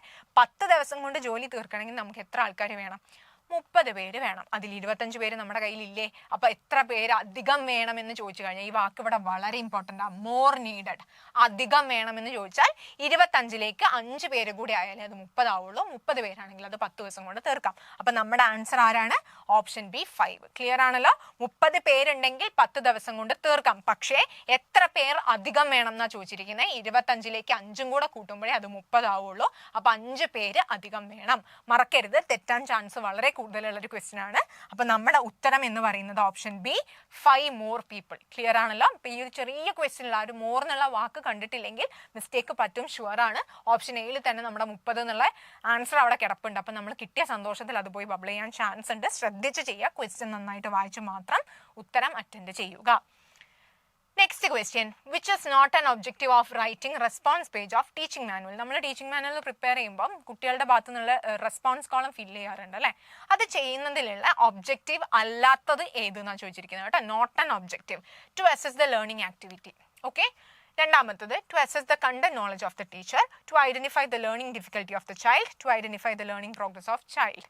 ഇതിൽ കുട്ടികളുടെ ഭാഗത്തു നിന്നുള്ള റെസ്പോൺസ് കോളം ഫില്ല് ചെയ്യുന്നത് ലേണിംഗ് ആക്ടിവിറ്റി അസസ് ചെയ്യാൻ നമ്മളെ സഹായിക്കും. കുട്ടികൾ അതിനോട് എത്രത്തോളം റെസ്പോണ്ട് ചെയ്യുന്നുണ്ട്, ആ ആക്ടിവിറ്റി എത്രത്തോളം കുട്ടികളിലേക്ക് ഇൻവോൾവ് ആവുന്നുണ്ട്, ഇതൊക്കെ അസസ് ചെയ്യാൻ നമ്മളെ സഹായിക്കുന്നുണ്ട്. തേർഡ് വൺ നോക്കിയേ, ദ ലേണിംഗ് ഡിഫിക്കൽട്ടി. അപ്പോൾ കുട്ടികൾക്ക് പഠിക്കാനുള്ള ബുദ്ധിമുട്ടുകൾ അല്ലെങ്കിൽ അതുകൊണ്ട് ഒരു ആക്ടിവിറ്റി കൊടുക്കുമ്പോൾ നമുക്ക് അറിയാലോ കുട്ടികൾ നേരിടുന്ന ബുദ്ധിമുട്ടുകൾ എന്തൊക്കെയാണ്. അപ്പോൾ ആ ഡിഫിക്കൽട്ടി നമുക്ക് അസസ് ചെയ്യാൻ വേണ്ടിയിട്ട് പറ്റുന്നുണ്ട്. Identify the learning progress. ഓരോരോ നമ്മൾ എന്താ പറയുക വർക്ക്സ് കൊടുക്കുമ്പോൾ, അതായത് ഓരോരോ കാര്യങ്ങൾ ആക്ടിവിറ്റീസ് ഒക്കെ കൊടുക്കുമ്പോൾ അല്ലെങ്കിൽ നമ്മൾ ഓരോരോ ക്വസ്റ്റ്യൻസ് കുട്ടിയിലേക്ക് കൊടുക്കുമ്പോഴൊക്കെ കുട്ടി നേരിടുന്ന പ്രശ്നങ്ങളിൽ കൂടെ തന്നെ കുട്ടി എത്രത്തോളം അതിൽ പ്രോഗ്രസ് ഉണ്ടാക്കുന്നുണ്ടെന്നും നമുക്കറിയാൻ പറ്റും. പക്ഷേ ടീച്ചിങ് മാനുവലിലെ റെസ്പോൺസ് പേജിൽ കൊണ്ട് ആവശ്യമില്ലാത്തൊരൊറ്റ കാര്യം എന്ന് പറഞ്ഞാൽ ഇത് മാത്രമാണ്. ടീച്ചറിൻ്റെ കണ്ടന്റ് നോളജ് അളക്കാനല്ല ഒരിക്കലും നമ്മൾ എന്ത് ചെയ്യുന്നത്, റെസ്പോൺസ് കോളം ഫില്ല് ചെയ്യുന്നത്. അപ്പോൾ ടീച്ചിങ് മാനുവലിലെ റെസ്പോൺസ് പേജിന് ഒരിക്കലും ടീച്ചറിൻ്റെ കണ്ടന്റ് നോളജുമായിട്ട് ഡയറക്റ്റ് ബന്ധമില്ല. സോ നമുക്ക് ആൻസർ എന്തായിട്ട് പറയാം? Option B, to assess the content knowledge of the teacher. Okay, direct question ആണ്. അതിൽ പ്രത്യേകിച്ച് കൂടുതലായിട്ട് നമുക്കൊന്നും ചിന്തിക്കാനുള്ളതല്ല. ഓക്കെ, ഇനി അടുത്ത question. Which number is multiplied by 0.001 gives ഈ ഉത്തരം. ഇതിപ്പോൾ നമ്മൾ പറഞ്ഞിട്ടേ ഉള്ളൂ. അതായത് നമ്മളൊരു സെക്കൻഡ് ക്വസ്റ്റ്യൻ ഡെസിമൽ റൂട്ടിനുള്ളൊരു ക്വസ്റ്റ്യൻ ചെയ്തപ്പോൾ തന്നെ പറഞ്ഞു, 2 ഡെസിമൽ നമ്പേഴ്സിന് പ്രോഡക്റ്റ് കാണുമ്പോൾ ഡെസിമൽ പോയിന്റിന് ശേഷമുള്ള പ്ലേസുകൾ ടോട്ടൽ കൗണ്ട് ചെയ്തിട്ട് അത്രയും പ്ലേസസ് നമ്മുടെ ഉത്തരത്തിലുണ്ടാവും എന്ന് പറഞ്ഞു. നോക്കിയേ, ഇവിടെ 3 പ്ലേസസ് ആണ് ഉള്ളത് ഡെസിമലിന് ശേഷം അല്ലേ. ഇവിടെയാണെങ്കിലോ 1 2 3 4 5 6 പ്ലേസസ് ഉണ്ട്. അപ്പം അവിടെ പോയിന്റിന് ശേഷം 3 പ്ലേസ് ഉണ്ട്. ഇനി പോയിന്റിന് ശേഷം ഒരു 3 പ്ലേസും കൂടെ ഉള്ള ആളെ ഇൻറ്റു ചെയ്യുമ്പോഴല്ലേ ടോട്ടൽ നമുക്ക് 6 പ്ലേസ് വരാൻ ചാൻസ് ഉള്ളൂ. നേരെ ഓപ്ഷൻ നോക്കിക്കോ, പോയിന്റിന് ശേഷം 3 പ്ലേസ് വരുന്ന ഒരൊറ്റ ഓപ്ഷനേ ഉള്ളൂ. സോ ഓപ്ഷൻ ഡി ആയിരിക്കും ശരി ഉത്തരം. ഇത്രയും ചെയ്യാനുള്ളൂ, ചെയ്ത് നോക്കേണ്ട യാതൊരു ആവശ്യവുമില്ല. ഇവിടെ പോയിന്റിന് ശേഷം 3 പ്ലേസ്, ഇവിടെയും പോയിന്റിന് ശേഷം 3 പ്ലേസ്. അപ്പോൾ ടോട്ടൽ 3 + 3 6 പ്ലേസ് ആൻസറിൽ വന്നു. അത്രേ ചെയ്യാനുള്ളൂ. വേറൊരു ഓപ്ഷനും അതായിട്ട് നിങ്ങൾക്ക് കണക്ട് ചെയ്യാൻ പറ്റില്ല. അപ്പോൾ ഓപ്ഷൻ ഡി നമ്മുടെ 0.001 ആണ് കറക്റ്റ് ആൻസർ ആയിട്ട് വരുന്നത്. ഡയറക്റ്റ് ക്വസ്റ്റ്യൻ ആണ്. ഡെസിമലിന്റെ മൾട്ടിപ്ലിക്കേഷൻ എന്ന കോൺസെപ്റ്റ് അറിയുമെങ്കിൽ ഈസി ആയിട്ട് അത് ചെയ്തു പോകാൻ വേണ്ടിയിട്ട് പറ്റും. അടുത്ത question, which number is known as? Ramanujan number ഒക്കെ സ്ഥിരമായിട്ട് ചോദിക്കുന്ന ക്വസ്റ്റ്യൻ ആണ് കേട്ടോ. 1729 അത് ബൈ ഹാർട്ട് ആയിട്ട് പഠിച്ചു വെക്കണം. 1729 രാമാനുജൻ ഹാർഡി നമ്പർ എന്നാണ് അറിയപ്പെടാറ്. ആ നമ്പർ പഠിച്ചു വെക്കണം. അപ്പം അത് ഡയറക്റ്റ് ക്വസ്റ്റ്യൻ ആണ്, കൂടുതൽ അതിലൊന്നും പറയാനില്ല കേട്ടോ. അടുത്തത്, what is the unit place digit in 2⁻16? ഈ ക്വസ്റ്റ്യൻ ഭയങ്കര ഫ്രീക്വൻ്റ് ആയിട്ട് പല രീതിയിൽ ചോദിക്കാറുണ്ട്. അപ്പം ഈ ക്വസ്റ്റിനെ ഞാനൊന്ന് സ്പ്ലിറ്റ് ചെയ്യാണ്. ഇതിപ്പോൾ നമുക്കിരുന്ന് 2⁻2 അങ്ങനെ 16 തവണ ഇൻറ്റു ചെയ്ത് നോക്കിയിട്ടൊന്നും വൺസിൻ്റെ പ്ലേസ് കണ്ടുപിടിക്കാൻ പറ്റില്ല. അത്ര എളുപ്പമുള്ള കാര്യമല്ല. അപ്പം നമുക്ക് സിമ്പിൾ ട്രിക്സ് യൂസ് ചെയ്യണം. ഞാൻ ഇതിന് 2⁻10 × 2⁻6 എന്ന് എഴുതി. ഓക്കെ, പല രീതിയിൽ സ്പ്ലിറ്റ് ചെയ്യാം. അറ്റ്ലീസ്റ്റ് 2⁻10 വരെയുള്ള വാല്യൂസ് ഒക്കെ നിർബന്ധമായിട്ട് നമ്മൾ പഠിച്ചു വെക്കണം. അറിയില്ലാത്തവർ ഇപ്പം തന്നെ പഠിച്ചോളാം. 2⁻10 എന്ന് പറഞ്ഞാൽ 1024 ആണ്. നിർബന്ധമായിട്ടും അറിഞ്ഞിരിക്കേണ്ട നമ്പറാണ് കേട്ടോ. അപ്പോൾ 2⁻10 എന്ന് പറഞ്ഞാൽ എന്താണ്? 1024. പിന്നെ ഒരു പ്രത്യേകതയുണ്ട്, രണ്ട് നമ്പേഴ്സ് മൾട്ടിപ്ലൈ ചെയ്യുമ്പോൾ ആ രണ്ട് നമ്പേഴ്സിൻ്റെയും വൺസിൻ്റെ പ്ലേസിലുള്ള നമ്പേഴ്സ് ഇൻറ്റു ചെയ്യുമ്പോൾ കിട്ടുന്ന ഉത്തരം എന്താണോ അതിൻ്റെ വൺസിൻ്റെ പ്ലേസേ നമ്മുടെ ആൻസറിൻ്റെ വൺസിൻ്റെ പ്ലേസിൽ വരുള്ളൂ. ഓക്കെ, അപ്പോൾ ഇതിൻ്റെ ആൻസർ 1024 ആണ്. 2⁻6 എന്ന് പറഞ്ഞാൽ നിങ്ങൾക്ക് അറിയാമല്ലോ. 2⁻5 എല്ലാവർക്കും അറിയാം 32 ആ. 32 × 2 എന്ന് പറഞ്ഞാൽ എന്ത് വരും? 64 വരും. ഓക്കെ, ഇതിൻ്റെ രണ്ടിൻ്റെയും വൺസിൻ്റെ പ്ലേസ് ഒന്ന് ഇൻറ്റു ചെയ്ത് നോക്കിയാൽ 4 × 4 16. അതിൻ്റെ വൺസിൻ്റെ പ്ലേസിലുള്ള ആളെന്താണോ അതേ നമ്മുടെ ആൻസറിൽ വരുള്ളൂ. 6 ആണ്. So option C 6. ഇത്രയും ചെയ്യാനുള്ളൂ. സിമ്പിൾ സാധനമാണ്. അപ്പോൾ 2⁻16 അല്ല, ഇനി ഇതിൻ്റെ മുകളിൽ ഏത് നമ്പർ ചോദിച്ചാലും നിങ്ങൾക്ക് ഇതുപോലെ അറിയുന്ന നമ്പേഴ്സ് വെച്ച് അതിനെ സ്പ്ലിറ്റ് ചെയ്യുക. എന്നിട്ട് നമുക്ക് ഫുൾ കാൽക്കുലേഷൻ വേണ്ട, വൺസിൻ്റെ പ്ലേസിനെ മാത്രം ഇൻറ്റു ചെയ്ത് നോക്കുക. അതിൻ്റെ ആൻസർ ആയിട്ട് കിട്ടുന്ന ഒരു ഡിജിറ്റ് ഉണ്ടാവുമല്ലോ, ആ നമ്പറിൻ്റെ വൺസിൻ്റെ പ്ലേസ് എന്താണോ അതായിരിക്കും നമ്മുടെ ആൻസർ. ഇപ്പം നോക്കി, ഇതിൽ 4 ആണ് വൺസിൻ്റെ പ്ലേസിൽ വരുന്നത്. ആ ഒറ്റയുടെ സ്ഥാനത്ത് വരുന്നത് 4 × 4 16 ആണ്. 16 എന്ന് പറയുന്ന ഉത്തരത്തിൻ്റെ ഒറ്റയുടെ സ്ഥാനത്ത് 6 ആയതുകൊണ്ട് നമ്മുടെ ആൻസറിൻ്റെ സ്ഥാനത്തും ഒറ്റയുടെ സ്ഥാനത്തും 6 തന്നെ വരുള്ളൂ. അങ്ങനെ നിങ്ങൾക്ക് അതിനെ പറയാം കേട്ടോ. അപ്പോൾ ഇതിപ്പോൾ 2⁻16 ചോദിച്ചു, എങ്ങനെ വേണമെങ്കിലും നമ്പേഴ്സ് മാറ്റി വന്നാൽ ചെയ്യാൻ പറ്റണം. 2⁻10 നിർബന്ധമായിട്ടും പഠിച്ചിരിക്കേണ്ട ഒരു നമ്പറാണ്. ഓക്കെ, സോ നമ്മുടെ ആൻസർ എന്ത് കിട്ടി? സി 6 ആണ് നമുക്ക് ഉത്തരമായിട്ട് വന്നിരിക്കുന്നത്. അടുത്തത് ഒരു ഫിഗർ ആണ്. ഇത് നിങ്ങൾ ശ്രദ്ധിച്ച് നോക്കുക. ഇതിൽ PQRS എന്ന് പറയുന്നത് ഈ രണ്ട് വരകൾ എന്താണെന്ന് പറഞ്ഞിട്ടുണ്ട്. പാരലൽ ആണ്, സമാന്തരമാണ്. സമാന്തരമാണെങ്കിൽ നിങ്ങൾക്ക് അറിയാലോ, ഇത് 40 ഡിഗ്രി ആണെങ്കിൽ ഇത് 40 ഡിഗ്രി ആയിരിക്കും, ഇത് 60 ആണെങ്കിൽ ഇത് 60 ആയിരിക്കും. ശരിയല്ലേ? അപ്പം 40 + 60 എത്ര കിട്ടി? 100 വന്നു. ഇനി 100 ആണെങ്കിൽ ഇത് എത്രയായിരിക്കും? 80 ഡിഗ്രി. എന്താ കാരണം? ഒരു ത്രികോണത്തിന്റെ ആന്തരിക കോണുകളുടെ തുക 180 ഡിഗ്രിയാണ് അല്ലേ? The sum of inner angles of A triangle is 180 degree എന്ന് നമ്മൾ പഠിച്ചു കഴിഞ്ഞതാ. അപ്പൊ 60ഉം 40ഉം വന്നാൽ 100, 100നോട് 80 കൂട്ടുമ്പോൾ 180 കിട്ടി. ഇനി ആലോചിച്ച് നോക്കി, ഇതൊരു നേർരേഖയല്ലേ? ഒരു നേർരേഖയിൽ ഉണ്ടാക്കുന്ന കോൺ എന്ന് പറയുന്നത് എപ്പോഴും 180 ഡിഗ്രിയാ. അപ്പൊ അതിൽ രേഖീയ ജോഡി നമ്മൾ പഠിച്ചതാണ്. ഇവിടെ ഇത്രയും ഭാഗം 80 വന്നാൽ ബാക്കിയുള്ളത് എന്തായിരിക്കണം? 100 ആയിരിക്കണമല്ലോ. അപ്പൊ ഇത് 80 ആണെങ്കിൽ ഈ ബാക്കി വന്ന ഭാഗം എന്ന് പറയുന്നത് എത്രയായിരിക്കും? 100. നമ്മുടെ ക്വസ്റ്റ്യൻ STQ. ഈ കോൺ അപ്പം എത്ര ഡിഗ്രി ആണെന്ന് കിട്ടി? 100 ഡിഗ്രി. ഈസി ആയിട്ടുള്ള ക്വസ്റ്റ്യൻ ആണ്, ജോമെട്രി റിലേറ്റ് ചെയ്തിട്ട് വന്നതാണ്. അപ്പോൾ ഓപ്ഷൻ സി 100 ആണ് ശരി ഉത്തരം. ക്ലിയർ അല്ലേ? ഇനി അതല്ല, ഇത് 40ഉം ഇത് 60ഉം ആണെങ്കിൽ നമ്മൾ എക്സ്റ്റീരിയർ ആംഗിൾ പ്രോപ്പർട്ടി എന്ന് പറഞ്ഞിട്ടൊരു സാധനം പഠിക്കുന്നുണ്ട് അല്ലേ? പുറത്ത് വരുന്ന കോൺ. ആ കോണിന്റെ ഒരു പ്രത്യേകതയായിട്ട് പഠിക്കുന്നുണ്ട്. അതായത് ആ കോണ് നിൽക്കുന്ന ഉള്ളിലത്തെ കോണുണ്ടല്ലോ, ആന്തരിക കോൺ, അവരല്ലാത്ത മറ്റേ രണ്ട് കോണുകളുടെ തുകയായിരിക്കും ഇയാളെന്ന് പഠിക്കുന്നുണ്ട്. അപ്പോൾ 60 + 40 100 ആയതുകൊണ്ട് ഇതും 100 ആണ്. അങ്ങനെയും പറയാം. ഒരുപാട് മെത്തേഡ്സ് ഉണ്ട്. അതിൽ നിങ്ങൾക്ക് ഏതാണോ കൺവീനിയൻറ്റ് അല്ലെങ്കിൽ പഠിച്ചിരിക്കുന്നത് ഏതാണോ അത് ഉപയോഗിച്ച് ഉത്തരം കണ്ടുപിടിക്കാം. എനിവേസ് എങ്ങനെ ചെയ്താലും ഉത്തരം എത്രയാണ്? 100 ആണ് വരുന്നത്. അപ്പം ഓൾജിബ്രയിൽ വരുന്ന ഈസി ആയിട്ടുള്ള ഒരു ക്വസ്റ്റ്യൻ ആയിരുന്നു. ജോമെട്രിയിൽ വരുന്ന ഈസി ആയിട്ടുള്ള ഒരു ക്വസ്റ്റ്യൻ ആയിരുന്നു. അടുത്തത്, which of the following is not a characteristic of project method? Okay, developing interest in learning. Project method എന്ന് പറഞ്ഞാൽ പ്രോജക്റ്റ് വെച്ച് ഓരോന്ന് കണ്ടെത്തി പുതിയ കാര്യങ്ങൾ മനസ്സിലാക്കി പഠിക്കുന്ന method. Project method, heuristic method, അതുപോലെ കുറേ മെത്തേഡ്സ് നമ്മൾ പഠിക്കുന്നുണ്ട്. ഇൻഡക്റ്റീവ്, ഡിഡക്റ്റീവ്, അങ്ങനെയുള്ള കുറേ മെത്തേഡ്സ് പഠിക്കുന്നുണ്ട്. അതിൽ പ്രൊജക്റ്റ് മെത്തേഡിൻ്റെ അല്ലാത്തത്, ക്യാരക്ടറിസ്റ്റിക് പ്രത്യേകത അല്ലാത്തത് ഏതാണെന്നാണ് ചോദിച്ചിരിക്കുന്നത് കേട്ടോ. അപ്പോൾ അതിൽ ഡെവലപ്പിംഗ് ഇൻട്രസ്റ്റ് ഇൻ ലേണിംഗ്. തീർച്ചയായിട്ടും പഠനത്തിൽ കുട്ടിക്ക് ഒരു ഇൻട്രസ്റ്റ് കൊണ്ടുവരാൻ പ്രോജക്റ്റ് മെത്തേഡ് സഹായിക്കുന്നുണ്ട്. കാരണം പ്രോജക്റ്റ് എന്ന് പറഞ്ഞാൽ നമ്മളായിട്ട് തേടി കണ്ടെത്തുന്ന ആയതുകൊണ്ട് തന്നെ ക്യൂരിയോസിറ്റി വെച്ച് നമുക്ക് ഇൻട്രസ്റ്റ് വർദ്ധിപ്പിക്കാനുള്ള ചാൻസ് ഉണ്ട്. ഡെവലപ്പിംഗ് അനലറ്റിക് സ്കിൽ, ഒരു കാര്യം കിട്ടിക്കഴിഞ്ഞാൽ അനലൈസ് ചെയ്യാനുള്ള സ്കിൽ ഡെഫിനറ്റ്ലി പ്രോജക്റ്റ് മെത്തേഡിൽ കൂടുതലാണ്. ഡെവലപ്പിംഗ് ഗുഡ് മെമ്മറി, ഓർമ്മശക്തിയുമായിട്ട് റിലേറ്റ് ചെയ്യുന്ന ഒരു സംഭവം നമുക്ക് പ്രോജക്റ്റ് മെത്തേഡിൽ ഉണ്ടോ എന്ന് ചോദിച്ചു കഴിഞ്ഞാൽ അത് ഒരു സംശയാസ്പദമായ കാര്യമാണ് അല്ലേ, അത് അവിടെ നിൽക്കട്ടെ. ഡെവലപ്പിംഗ് റിസർച്ച് ആറ്റിറ്റ്യൂഡ്, ഡെഫിനറ്റ്ലി ഇത് ഏറ്റവും ഇമ്പോർട്ടൻ്റ് ആയിട്ടുള്ള പ്രൊജക്ട് മെത്തേഡിന്റെ ക്വാളിറ്റിയാണ്. അപ്പം നമുക്ക് ആൻസർ ഉറപ്പിക്കാം. ഇതിലായിട്ട് കൂടുതൽ കമ്പാരിസൺ വരുമ്പോൾ പറ്റാത്തത് ഏതാണ്? Good memory. ബാക്കി പറഞ്ഞ 3 എണ്ണവും പ്രൊജക്ട് മെത്തേഡിന്റെ പ്രത്യേകതകളാണ്. അപ്പം മെമ്മറി, നല്ല മെമ്മറി ഉണ്ടാക്കുക എന്നുള്ളൊരു ഓപ്ഷൻ പ്രൊജക്ട് മെത്തേഡിനില്ല. കൂടുതലും സയന്റിഫിക് ആയിട്ടുള്ള റിസർച്ചിങ് ആറ്റിറ്റ്യൂഡ് കൊണ്ടുവന്ന് ഒരു പുതിയ കാര്യം ഡിസ്കവറി ചെയ്യാനുള്ളൊരു മെന്റാലിറ്റി കുട്ടിയിലേക്ക് കൊണ്ടുവരാൻ എന്നുള്ളതാണ് ഉദ്ദേശിക്കുന്നത്. അതുകൊണ്ട് തന്നെ നമുക്കിതിലെ ക്യാരക്ടറിസ്റ്റിക് ആയിട്ട് പറയാൻ പറ്റാത്തത് ഏതാണെന്ന് ചോദിച്ചാൽ എന്ത് പറയാം? Developing good memory. പ്രോജക്ട് മെത്തേഡിന് ഗുഡ് മെമ്മറി ഡെവലപ്പ് ചെയ്യുക എന്ന് പറയുന്ന ഒരു കാര്യമായിട്ട് ഡയറക്റ്റ് ബന്ധം ഇല്ല.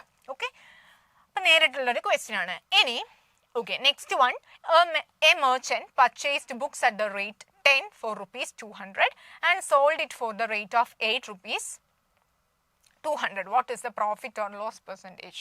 അപ്പം ഇങ്ങനത്തെ ക്വസ്റ്റ്യൻസ് വരുമ്പം നന്നായിട്ടൊന്ന് ശ്രദ്ധിക്കണം. ഇതിൽ പറഞ്ഞിരിക്കുന്ന കാര്യം ഇങ്ങനെയാണ്. ഒരു മെർച്ചൻറ്റ് 10 എണ്ണം 200 രൂപയ്ക്ക് 10 എന്ന നിരക്കിലാണ് എന്ത് വാങ്ങിയിരിക്കുന്നത്? ബുക്സ് വാങ്ങിയിരിക്കുന്നത്. എന്നിട്ടോ 200 രൂപയ്ക്ക് 8 എണ്ണം എന്ന നിരക്കിലാണ് വിൽക്കുന്നത്.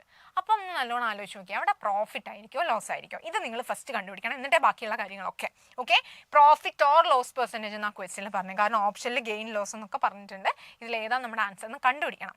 നന്നായിട്ട് ആലോചിച്ച് നോക്കുക. ഞാനിപ്പോൾ 200 രൂപയ്ക്ക് 10 പുസ്തകം വാങ്ങിച്ചു, എന്നിട്ട് 8 പുസ്തകം വിറ്റപ്പോൾ തന്നെ എനിക്ക് 200 രൂപ കിട്ടി. സോ ഡെഫിനറ്റ്ലി അത് ലാഭമാണോ നഷ്ടമാണോ? ആലോചിച്ച് നോക്കിയേ. ഒന്നും കൂടെ പറയാം. 200 രൂപ നിരക്കിൽ 10 പുസ്തകമാണ് ഞാൻ വാങ്ങിയത്. പക്ഷേ 8 പുസ്തകം വിറ്റപ്പോൾ തന്നെ എനിക്ക് എന്ത് കിട്ടിയിട്ടുണ്ട്? ആ വാങ്ങിയ പൈസ തന്നെ കിട്ടിയിട്ടുണ്ട്. അപ്പം ആലോചിച്ച് നോക്കൂ, ലാഭമല്ലേ? ഉറപ്പായിട്ട് അവിടെ നമുക്കത് ഉറപ്പിക്കാം. അപ്പം ഇവിടെ തന്നെ ലോസിന്റെ കാര്യം അങ്ങോട്ട് വിട്ടേക്കാം. നമുക്കത് എന്താണെന്ന് ഉറപ്പിക്കാം? പ്രോഫിറ്റ് ആണെന്ന് ഉറപ്പായി. ഇത്രയും ക്ലിയർ ആണല്ലോ. ഇനി ഈ ഒരു പരിപാടി നിങ്ങൾ ചെയ്തോളൂ കേട്ടോ. ഇത് ക്വാണ്ടിറ്റി, ഇത് പ്രൈസ്. ഓക്കെ, ഇതിങ്ങനെ വരുന്നത് കൊണ്ടാണ് C P S P. C P S P ഒക്കെ അറിയാലോ, ലാഭം നഷ്ടം കണക്കിൽ നമ്മൾ ഏറ്റവും കൂടുതൽ പറയുന്ന സാധനമാണ്. സി പി എന്ന് പറഞ്ഞാൽ എന്താ? കോസ്റ്റ് പ്രൈസ്, വാങ്ങിയ വില. എസ് പി എന്ന് പറഞ്ഞാൽ വിറ്റ വില, കൊടുത്ത വിലയാണ് കേട്ടോ. ഓക്കെ, അപ്പൊ സി പി ക്വാണ്ടിറ്റി എത്രയാണ്, പ്രൈസ് എത്രയാണെന്നുള്ളത്. രണ്ട് നമ്മൾ 200 രൂപയ്ക്ക് തന്നെയാണ് അല്ലേ. അപ്പൊ റുപ്പീസ് രണ്ടും 200 ആണ്. ഇനി നോക്കിയേ, സി പി നമ്മൾ വാങ്ങിയ ക്വാണ്ടിറ്റി എത്രയായിരുന്നു? 10 പുസ്തകമാണ് വാങ്ങിയത്. ഓക്കെ, അപ്പൊ ക്വാണ്ടിറ്റി 10, കൊടുത്തത് എത്ര എണ്ണ? 8 എണ്ണം. ക്ലിയർ അല്ലേ? ഇത് ആദ്യം എഴുതി വെക്കുക. ഇനി ഞാൻ പറയുന്ന കാര്യം വളരെ ഇമ്പോർട്ടൻ്റ് ആയിട്ട് ശ്രദ്ധിക്കാം. ഇതിൽ ലെങ്തി മെത്തേഡ്സ് ഉണ്ട്. ഞാൻ വീണ്ടും പറയാണ്, കൺവെൻഷണൽ മെത്തേഡ്സിലേക്ക് പോയി കഴിഞ്ഞാൽ ഒരുപാട് ടൈം വേസ്റ്റ് ആണ്. പിന്നെ കുറേ കാൽക്കുലേറ്റ് ചെയ്ത് പോകുമ്പോൾ അവസാനം നമുക്ക് തന്നെ ഒരു തുമ്പും വാലും ഇല്ലാത്ത അവസ്ഥയെത്തും. അതുകൊണ്ട് അതിലേക്കൊന്നും പോകണ്ട. പ്രിസൈസ് ആയിട്ട് മനസ്സിലാവുന്ന രീതിയിൽ ചെറിയ മെത്തേഡ്സ് യൂസ് ചെയ്ത് മാത്രം ചെയ്തു പോവാം. ഓക്കെ, അപ്പോൾ ഇത് തന്നെ എഴുതാൻ ആർക്കും ബുദ്ധിമുട്ടുണ്ടാവില്ലല്ലോ. ക്വാണ്ടിറ്റി എത്രയാണ്? സി പി എന്ന് പറഞ്ഞാൽ നമ്മൾ വാങ്ങിയതാണ് കേട്ടോ. 10 എണ്ണം 200 രൂപയ്ക്ക്, കൊടുത്തത് 8 എണ്ണം 200 രൂപയ്ക്ക്. ലാഭമാണെന്ന് അവിടെ ഷുവറാണ്. അപ്പോൾ ലോസ് എന്ന് പറയുന്ന ഓപ്ഷനെ അവിടെ ഒഴിവാക്കാം. ഓക്കെ, ലോസ് എന്ന് പറയുന്ന ഓപ്ഷൻ ഒഴിവാക്കിയത് തന്നെ എയും സിയും അല്ല എന്നുള്ളതും നമുക്ക് അവിടെ കിട്ടി. ഇനി ഈ 2 എണ്ണത്തിൽ ഏതെന്ന് മാത്രമേ നമുക്ക് നോക്കേണ്ടതുള്ളൂ. അപ്പോൾ ശ്രദ്ധിക്കാം, നമ്മൾ ചെയ്യുന്നത് ഇങ്ങനെയാണ്. C P into quantity by price is equal to S P into quantity by price. ഇത് ആർക്കും ഓർത്ത് വെക്കാൻ പറ്റുന്ന സിമ്പിൾ ആയിട്ടുള്ള ഒരു ഇക്വേഷൻ ആണ്. അറിയില്ലാത്തവരെ ശ്രദ്ധിച്ചിരിക്കുക കേട്ടോ. അപ്പോൾ സി പി ഇൻറ്റു ക്യൂ എന്ന് പറഞ്ഞാൽ ക്വാണ്ടിറ്റി ഡിവൈഡഡ് ബൈ അതിൻ്റെ വില ഇസ് ഈക്വൽ ടു സെയിം സാധനം. സി പിക്ക് പകരം എസ് പി എഴുതി കൊടുത്താൽ മതി. ഇത് ചെയ്യാൻ എല്ലാവർക്കും പറ്റില്ല. താഴെയാണ് എപ്പോഴും വില വരിക എന്നുള്ളത് പഠിച്ചു വെക്കാം. നോക്കിയേ, ഇതിലെ സി പി നമുക്ക് അറിയാത്തതുകൊണ്ട് അങ്ങനെ തന്നെ ഇട്ടു. ക്വാണ്ടിറ്റി, സി പിയുടെ ക്വാണ്ടിറ്റി എത്രയാ? 10 അല്ലേ. സി പിയുടെ നേരെയുള്ള ക്വാണ്ടിറ്റി 10 ബൈ പ്രൈസ് 200 രൂപയാണ്. എസ് പി ഇൻറ്റു ഇവിടുത്തെ ക്വാണ്ടിറ്റി എത്രയാ? എസ് പിയുടെ 8, അപ്പം 8/200. നോക്കിയേ, രണ്ടിൻ്റെ അടിഭാഗത്ത് ഒരേ വില ആയതുകൊണ്ട് നമുക്ക് അതങ്ങോട്ട് വെട്ടിക്കളയാം. ഓക്കെ, ഇനി എന്താ ഇപ്പം നമുക്ക് ബാക്കിയുള്ളത്? C P into 10 is equal to S P into 8. ഇതല്ലേ നമ്മുടെ കയ്യിൽ ഇപ്പം ബാക്കി വന്നേ. ഇനി ഞാൻ ഇതിനെ ഇവിടെയുള്ള ഇൻറ്റു എസ് പിനെ ഇങ്ങോട്ടേക്കും ഇവിടെയുള്ള ഇൻറ്റു 10നെ ഇങ്ങോട്ടേക്കും എടുക്കാം കേട്ടോ. ഇതിന് ഈ സൈഡിലോട്ടും ഇതിന് ഈ സൈഡിലേക്ക് എടുത്തു. ഇൻറ്റു ആണെങ്കിൽ ഇപ്പുറത്തെ വശം മാറി വരുമ്പോൾ ഡിവിഷൻ ആവും, ഹരണമാവും എന്നുള്ളത് എല്ലാവർക്കും അറിയാമല്ലോ. അപ്പോൾ സി പിയുടെ അടിയിലേക്കാണ് എന്ത് പോവുക? എസ് പി പോകുന്നത്. 8ന്റെ അടിയിലേക്കാണ് 10 പോകുന്നത്. ക്ലിയർ അല്ലേ? C P by S P 8/10 ആണെങ്കിൽ സി പി 8 ആണ്, എസ് പി 10 ആണ്. സിമ്പിളായിട്ട് കാര്യം കിട്ടി. ഇത് കിട്ടാൻ വേണ്ടിയാണ് നമ്മൾ ഇത്രയും ചെയ്തത്. ക്ലിയർ ആണോ? ഓക്കെ, അപ്പം നമ്മുടെ ക്വസ്റ്റ്യനിലേക്ക് ഞാൻ ഒന്നും കൂടെ തിരിച്ചു വരികയാണ്. തന്നത് കുറച്ച് കോംപ്ലിക്കേറ്റഡ് സാധനങ്ങളാണ്. അങ്ങനെ നമ്മൾ സിമ്പിളായിട്ട് ഇങ്ങനെ എഴുതി. ഞാൻ എളുപ്പവഴിയാണ് പറയുന്നത്. അപ്പോൾ സിമ്പിളായിട്ട് ഇങ്ങനെ എഴുതി. ക്വാണ്ടിറ്റി പ്രൈസ് എന്ന് പറഞ്ഞ് 2 കോളം ഇടുക. ആദ്യം സി പി 10 എണ്ണം 200 രൂപ, എസ് പി 8 എണ്ണം 200 രൂപ. എന്നിട്ട് ഇത് മാത്രം ഇത് പഠിച്ചു വെക്കണം. പഠിച്ചു വെക്കാൻ യാതൊരു ബുദ്ധിമുട്ടുള്ള ഫോർമുലയല്ല, സിമ്പിൾ ആയിട്ട് കണ്ടുപിടിക്കാവുന്നേ ഉള്ളൂ. 2ന്റെ അടിയിൽ പ്രൈസ് വന്നു, ക്വാണ്ടിറ്റി ആണ്, CPക്ക് പകരം SP ഈക്വൽ ടു ഇട്ടിട്ട് എഴുതണം. അതിൽ പ്രൈസ് രണ്ടും സെയിം ആയതുകൊണ്ട് വെട്ടിക്കളഞ്ഞു. CPയുടെ അടിയിലേക്ക് SP, ഇവിടുത്തെ ക്വാണ്ടിറ്റി അങ്ങോട്ടും ഇങ്ങോട്ടും റീഅറേഞ്ച് ചെയ്തു. ഇനി കാണേണ്ടത് പ്രോഫിറ്റ് പെർസെൻറ്റേജ് ആണ്. ലോസ് എല്ലാം നമുക്ക് ആദ്യം മനസ്സിലായി. അപ്പോൾ പ്രോഫിറ്റ് പെർസെൻറ്റേജ് ആണ് നമുക്ക് കണ്ടുപിടിക്കേണ്ടത്. പ്രോഫിറ്റ് പെർസെൻറ്റേജ് കാണാൻ നമുക്ക് അറിയുന്ന കാര്യമുണ്ടല്ലോ. പ്രോഫിറ്റ് പെർസെൻറ്റേജ് കാണാൻ പ്രോഫിറ്റ് ബൈ CP × 100, ഇങ്ങനെയല്ലേ നമ്മൾ പഠിച്ചത്. ഈ ഇക്വേഷൻ എല്ലാവരും നിർബന്ധമായിട്ടും പഠിച്ചു വെക്കേണ്ടതാണ്. ഇത് ഒരുപാട് സ്ഥലത്ത് ആപ്ലിക്കേഷൻ ഉള്ളതാണ്, എല്ലാവർക്കും അറിയാമെന്ന് വിശ്വസിക്കുന്നു. ഇനി പ്രോഫിറ്റ് എത്ര രൂപയാന്ന് നോക്കാം. നോക്കിയേ, വാങ്ങിയത് 8, വിറ്റത് 10. എത്ര രൂപയായിരിക്കും പ്രോഫിറ്റ് വരിക? 8ഉം 10ഉം 2 രൂപയുടെ വ്യത്യാസമല്ലേ. അപ്പോൾ പ്രോഫിറ്റിൻ്റെ സ്ഥലത്ത് എനിക്ക് 2 എന്ന് എഴുതാം. ഇതൊക്കെ സാധാരണ നിങ്ങൾ ചെയ്യുന്ന പോലെ തന്നെ. CP എത്രയാ? CPയുടെ നേരെ 8 അല്ലേ. അപ്പോൾ CP 8 × 100, ഇത്രയേ ചെയ്യാനുള്ളൂ. 2ഉം 8ഉം വെട്ടിയാൽ 4. 100/4 എന്ന് പറഞ്ഞാൽ എത്രയാണ്? 25%. ലാഭമാണോ നഷ്ടമാണോ? നമ്മൾ പറഞ്ഞു ലാഭമാണ് അല്ലേ. അപ്പോൾ 25% ഗെയിൻ ആണ് നമുക്ക് അവിടെ ആൻസർ ആയിട്ട് കിട്ടിയത്. ഇതിൻ്റെ ലെങ്തി മെത്തേഡൊക്കെ ചെയ്താൽ ഒരുപാട് ചെയ്യാനും പറയാനും ഉണ്ടാവും. അതിൻ്റെ ആവശ്യമില്ല, നമുക്ക് ഈസി ആയിട്ട് ഇങ്ങനെ സോൾവ് ചെയ്യാം. ട്രിക്സ് ആണ് നമുക്ക് എപ്പോഴും ആവശ്യം. ഈ ഒരു മോഡൽ മനസ്സിലാക്കി വെച്ചാൽ ഈ പ്രോഡക്റ്റ് എങ്ങനെ മാറിയാലും, ക്വാണ്ടിറ്റി എങ്ങനെ മാറിയാലും, പ്രൈസ് എങ്ങനെ ചേഞ്ച് ചെയ്താലും സെയിം മോഡൽ ഒരു ക്വസ്റ്റ്യൻ ആവർത്തിച്ച് വന്നാൽ സുഖമായിട്ട് നമുക്ക് ചെയ്യാൻ വേണ്ടി പറ്റും. ക്ലിയർ ആണല്ലോ. അപ്പോൾ SP/CP എന്ന് പറയുമ്പോൾ CP/SP എന്ന് എത്തിച്ചു കഴിഞ്ഞാൽ ഇതിൽ നിന്ന് തന്നെ കിട്ടും. CP 8 ആണ്, SP 10 ആണ്. പ്രോഫിറ്റ് ആയതുകൊണ്ട് തമ്മിലുള്ള വ്യത്യാസം എഴുതിയാൽ മതി. അത് നിങ്ങൾ നോക്കണമെന്നില്ല, ഡയറക്റ്റ് മൈനസ് ചെയ്യുക, 2 എഴുതാം. അതേപോലെ CP 8 ആണ്, CPയുടെ നേരെ 8 ആണല്ലോ വന്നത്, അപ്പോൾ 8 എന്ന് എഴുതാം × 100. ഇത് അങ്ങോട്ട് സോൾവ് ചെയ്ത് കഴിഞ്ഞാൽ നമ്മുടെ ആൻസർ. അപ്പം നമുക്ക് കിട്ടിയ ഉത്തരം എത്രയാ? 25% gain. So option D 25% gain correct answer ആയിട്ട് വരുന്നുണ്ട്. ക്ലിയർ ആണല്ലോ. അപ്പോൾ ഇതൊരു കുറച്ച് ഡിഫറെൻ്റ് ആയിട്ട് വന്ന മോഡലായിരുന്നു. ആ മോഡൽ ഇത്രയും ഈസി ആയിട്ട് നമുക്ക് ചെയ്യാൻ പറ്റും. റിപ്പീറ്റഡ് ആയിട്ട് ഇത് 1 or 2 തവണ ചെയ്ത് നിങ്ങൾ പഠിച്ചേക്കാം. Okay, so next question. 1/4 of a tank. 1/4 എന്ന് പറഞ്ഞാൽ അറിയാം, 1/4 ഭാഗമാണ് അല്ലേ. ഒരു 1/4 ഭാഗം ടാങ്കിൻ്റെ, ഇതാണ് നമ്മുടെ ടാങ്ക് എങ്കിൽ ഇതിൻ്റെ 1/4 ഭാഗം എന്ത് ചെയ്തിട്ടുണ്ട്? ഓൾറെഡി ഫിൽഡ് ആണ്. ഓക്കെ, പിന്നെ പറഞ്ഞിട്ടുണ്ട് 1500 ലിറ്റർ വെള്ളം കൂടെ അതിലേക്ക് ആഡ് ഓൺ ചെയ്തു. ഓക്കെ, 1500 ലിറ്റർ വെള്ളം. നോക്കിയേ, 1/4 ഭാഗമാണെങ്കിൽ ഈ ബാക്കിയുള്ളത് 3/4 ഭാഗമായിരിക്കും, ഉറപ്പല്ലേ? സംശയമൊന്നുമില്ലല്ലോ കാര്യത്തിൽ. 1/4 ഭാഗം ഓൾറെഡി വെള്ളമുണ്ട്, ബാക്കിയുള്ളത് 3/4 ഭാഗം. അപ്പോൾ 1500 ലിറ്റർ വെള്ളം ഒഴിച്ചപ്പോൾ അത് ഫുള്ളായി എന്ന് പറഞ്ഞു. എന്ന് പറഞ്ഞതിൻ്റെ അർത്ഥം എന്താ? ബാക്കി 3/4 ഭാഗവും നിറഞ്ഞു. ഓക്കെ, അപ്പോൾ 3/4 ഭാഗത്തിലേക്ക് 1500 ലിറ്റർ വെള്ളമാണ് കൊള്ളുമെങ്കിൽ 1/4 ഭാഗം എന്തായിരിക്കും? 3/4 ഭാഗം 1500 ആണെങ്കിൽ 1/4 ഭാഗം 500 ആയിരിക്കില്ലേ? ഷുവറാണ്. 1500 എന്ന് പറഞ്ഞാൽ 500, 500, 500, 4ൽ 3 ഭാഗമായല്ലോ. അപ്പോൾ ബാക്കി ഒരു 500 ആയിരിക്കും 1/4 ഉണ്ടാവുക. ടോട്ടൽ കപ്പാസിറ്റി എന്ന് പറഞ്ഞാൽ അത് രണ്ടും കൂടെ കൂട്ടിയാൽ പോരെ. 1500 + 500 എന്ന് പറഞ്ഞാൽ എത്ര ലിറ്ററായി? 2000 ലിറ്റർ. ഇതൊന്നും കൂടുതൽ ചിന്തിക്കാൻ പോലും ഇല്ല, ഈസി ആയിട്ടുള്ള ക്വസ്റ്റ്യൻ ആണ്.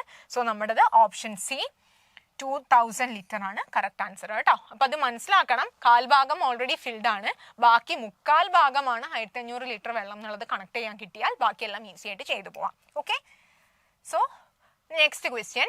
25 കുട്ടികൾക്ക് A ഗ്രേഡ് നമ്മുടെ ഒരു ക്ലാസ്സിലുള്ള 25 കുട്ടികൾക്ക് കിട്ടി മാത്സ് എക്സാമിൽ. അത് മൊത്തം കുട്ടികളുടെ 55% ആണെങ്കിൽ മൊത്തം കുട്ടികൾ എത്രയുണ്ടെന്നാണ്. മൊത്തം കുട്ടികൾ എത്രയാണെന്ന് നമുക്കറിയില്ല. അതിൻ്റെ 55% നമ്മുടെ കയ്യിലുള്ള 22 കുട്ടികൾ എന്ന് പറഞ്ഞാൽ നമുക്ക് സിമ്പിൾ ആയിട്ട് ചെയ്തൂടെ? ശതമാനം എപ്പോഴും 100-ലായിരിക്കും അല്ലേ. അപ്പോൾ 55% എന്ന് പറഞ്ഞാൽ 55/100. അത് ആർക്ക് തുല്യമാണ്? 22-ന് തുല്യമാണ്. അങ്ങനെയാണെങ്കിൽ എക്സിന്റെ വില എത്രയാണെന്ന് കണ്ടുപിടിച്ചൂടെ? 22 × ഇത് നേരെ തലകുത്തനെ പോകും അല്ലേ. 100/55. 55ഉം 22ഉം 11ന്റെ ടേബിളിൽ 2ഉം 5ഉം ആയിട്ട് വെട്ടാം. 5ഉം 10ഉം വെട്ടുമ്പോൾ എത്ര കിട്ടും? 100ഉം വെട്ടുമ്പോൾ 20 കിട്ടും. 20 × 2 എന്ന് പറഞ്ഞാൽ 40. അപ്പോൾ ടോട്ടൽ ക്ലാസ്സിലെ കുട്ടികളുടെ എണ്ണം എന്ന് പറഞ്ഞാൽ എത്രയാണ്? 40. ഓപ്ഷൻ A 40 ആണ് ശരി ഉത്തരം. ഇതൊക്കെ ഡയറക്റ്റ് ക്വസ്റ്റ്യൻ ആണ്, കൂടുതലൊന്നും അതിൻ്റെ അകത്ത് നമുക്ക് ഭയങ്കര ചിന്തിച്ചിരുന്ന് ചെയ്യാനുള്ള കാര്യങ്ങളൊന്നുമില്ല. ഡയറക്റ്റ് ആയിട്ട് തന്നെ സിമ്പിൾ മെത്തേഡ്സ് യൂസ് ചെയ്തിട്ട് സോൾവ് ചെയ്യാൻ പറ്റുന്ന ക്വസ്റ്റ്യൻസ് ആണ്. അടുത്ത നോക്കിയാൽ angles of A linear pair are in the ratio 3:2. ഈ റേഷ്യോ വരുമ്പോൾ നമുക്കറിയാം 3xഉം 2xഉം. ഇത് കൂട്ടുമ്പോൾ ലീനിയർ പെയർ ആണെന്ന് പറഞ്ഞാൽ തന്നെ അറിയാം സമ്മ് 180 ആണ്. അപ്പോൾ 3xഉം 2xഉം കൂട്ടിയാൽ 180 കിട്ടണ്ടേ? 5x എന്ന് പറഞ്ഞാൽ 180 ആണ്. അപ്പോൾ അതിൽ നിന്നും x കണ്ടുപിടിക്കാമല്ലോ. 180/5. 180/5 എന്ന് പറഞ്ഞാൽ എന്ത് വരും? 36 അല്ലേ. അപ്പോൾ x 36 ആണെന്ന് കിട്ടി. അങ്ങനെയെങ്കിൽ what is the measures of each angle? 3x അല്ലേ ആദ്യത്തത്. അപ്പോൾ 3 × 36 അല്ലേ എന്ന് പറഞ്ഞാൽ എത്ര കിട്ടും? 108. അതേപോലെ 2x എന്ന് പറഞ്ഞാൽ 2 × 36. 36 × 2 എന്ന് പറഞ്ഞാൽ 72. നോക്കിയേ ഓപ്ഷനിൽ വരുന്നുണ്ടോന്ന്? 108ഉം 72. സിമ്പിൾ ക്വസ്റ്റ്യൻ ആണ്. സാധാ റേഷ്യോന്റെ ഏറ്റവും സിമ്പിൾ മോഡൽ ആയിട്ടുള്ള ക്വസ്റ്റ്യൻ ആണ് ചോദിച്ചിരിക്കുന്നത്. അപ്പൊ നമ്മുടെ ആൻസർ ഏതാണ്? ഓപ്ഷൻ ഡി 108 72 ഡിഗ്രിയോ കേട്ടോ. Next one, the perimeter of a triangle is 17 centimeter. Which of the following can be the side of this triangle? ഈ ട്രയാങ്കിളിന്റെ ക്വസ്റ്റ്യൻ തന്നെ നമ്മൾ കാറ്റഗറി 1 കണ്ടിട്ടുണ്ട്. പല സെക്ഷനിൽ മാറി മാറി ചോദിച്ചിട്ടുണ്ടെന്ന് പറഞ്ഞതുമാണ് കേട്ടോ.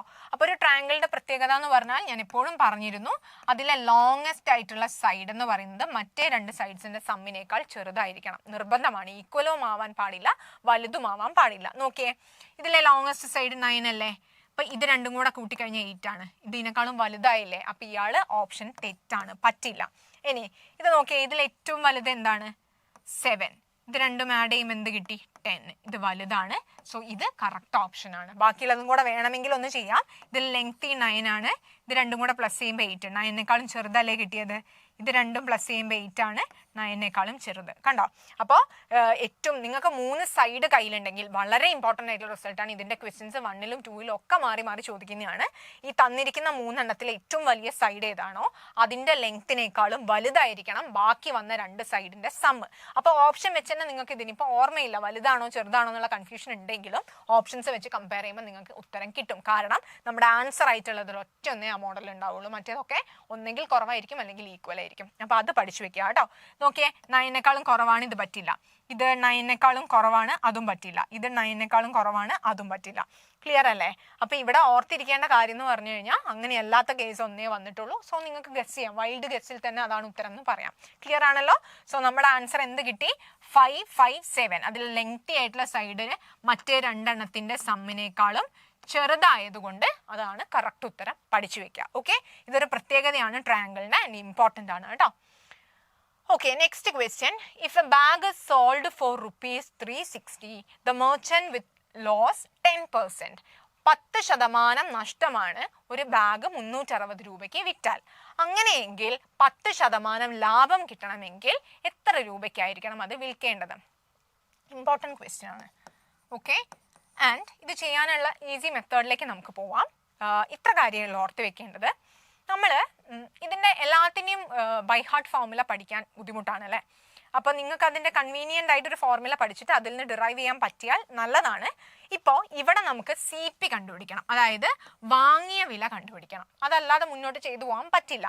ഈ വാങ്ങിയ വില കണ്ടുപിടിക്കാൻ ഞാൻ ഉപയോഗിക്കുന്ന ഫോർമുല നോക്കുക. 100 × SP divided by 100 minus loss percentage. ഇങ്ങനെ ഒരു ഫോർമുല ഞാൻ ഉപയോഗിക്കുന്നുണ്ട്. അപ്പോൾ കാണാതെ പഠിക്കാൻ പറ്റുന്നവർക്ക് അത് പഠിക്കാം.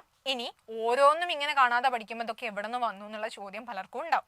അങ്ങനെയുള്ളവർക്ക് വേണ്ടിയിട്ട് ഇതെങ്ങനെ വന്നു എന്നുള്ളത് ഞാനൊന്ന് പറഞ്ഞുതരാം. നോക്കിയേ, നിങ്ങൾ ലാഭശതമാനം നഷ്ടശതമാനം ഒക്കെ കാണാനുള്ള ഫോർമുല അതെല്ലാവരും പഠിച്ചതായിരിക്കുമല്ലോ.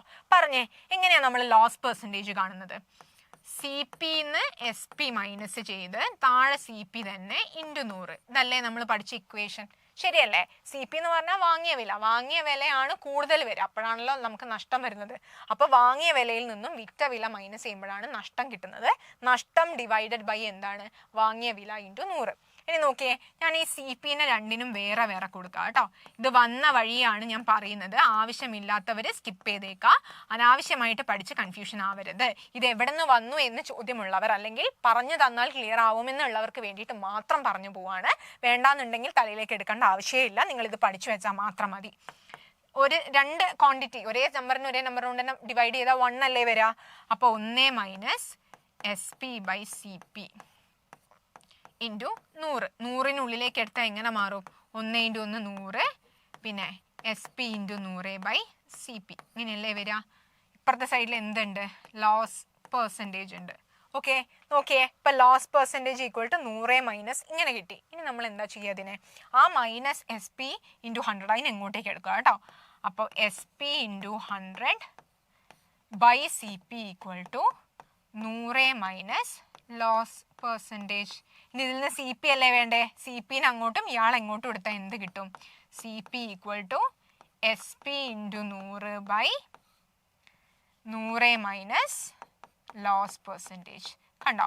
ഇതാണ് ഇപ്പം ഞാൻ നിങ്ങൾക്ക് കാണാതെ പറഞ്ഞു തന്ന ഫോർമുല. അപ്പം ഈ ഫോർമുല വന്നത് ഈ വഴിക്കാണ്. ഇത് ഓൾറെഡി നിങ്ങൾക്ക് പഠിച്ച സാധനത്തിൽ നിന്ന് ഉണ്ടാക്കിയെടുത്ത ഇക്വേഷനാണ്. ഈ ഉണ്ടാക്കിയെടുക്കൽ ഓരോ പരീക്ഷകൾക്കും നമുക്ക് സ്വന്തം ചെയ്യാൻ ബുദ്ധിമുട്ടായതുകൊണ്ട് റെഡിമെയ്ഡായിട്ട് നമുക്ക് ഇക്വേഷൻ ഇങ്ങനെ തന്നെ പഠിച്ചു വെക്കാം. അത് പറ്റാത്തവർക്ക് വളരെ സെക്കൻഡുകൾ കൊണ്ട് തന്നെ ഈ ഇക്വേഷൻസ് പക്ഷേ തെറ്റിക്കരുത് എന്നുള്ളൊരു കണ്ടീഷൻ മാത്രമുണ്ട്.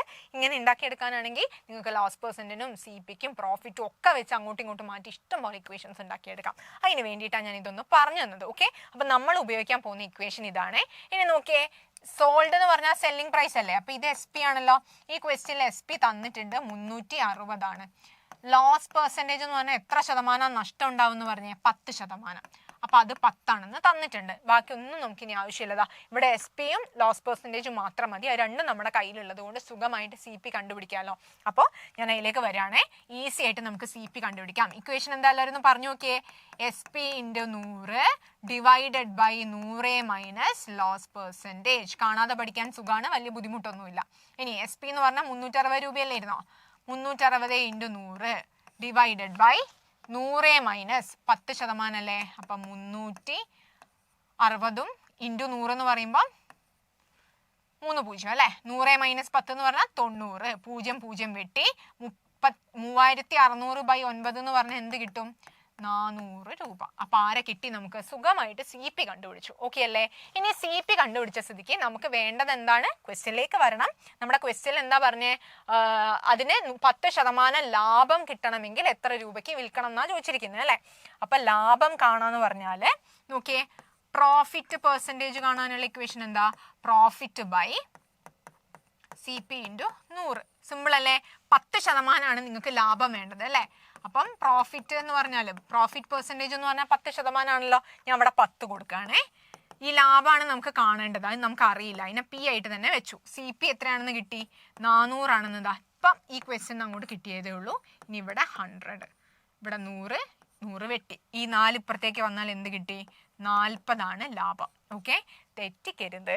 ലാഭമാണ് 40. നമ്മുടെ ഓപ്ഷനിൽ എവിടെയും 40 ഇല്ലല്ലോ. നിങ്ങൾക്ക് കിട്ടിയ ലാഭമാണ് 40. പക്ഷെ ചോദിച്ചിരിക്കുന്നത് എത്ര രൂപയ്ക്ക് വിറ്റാൽ.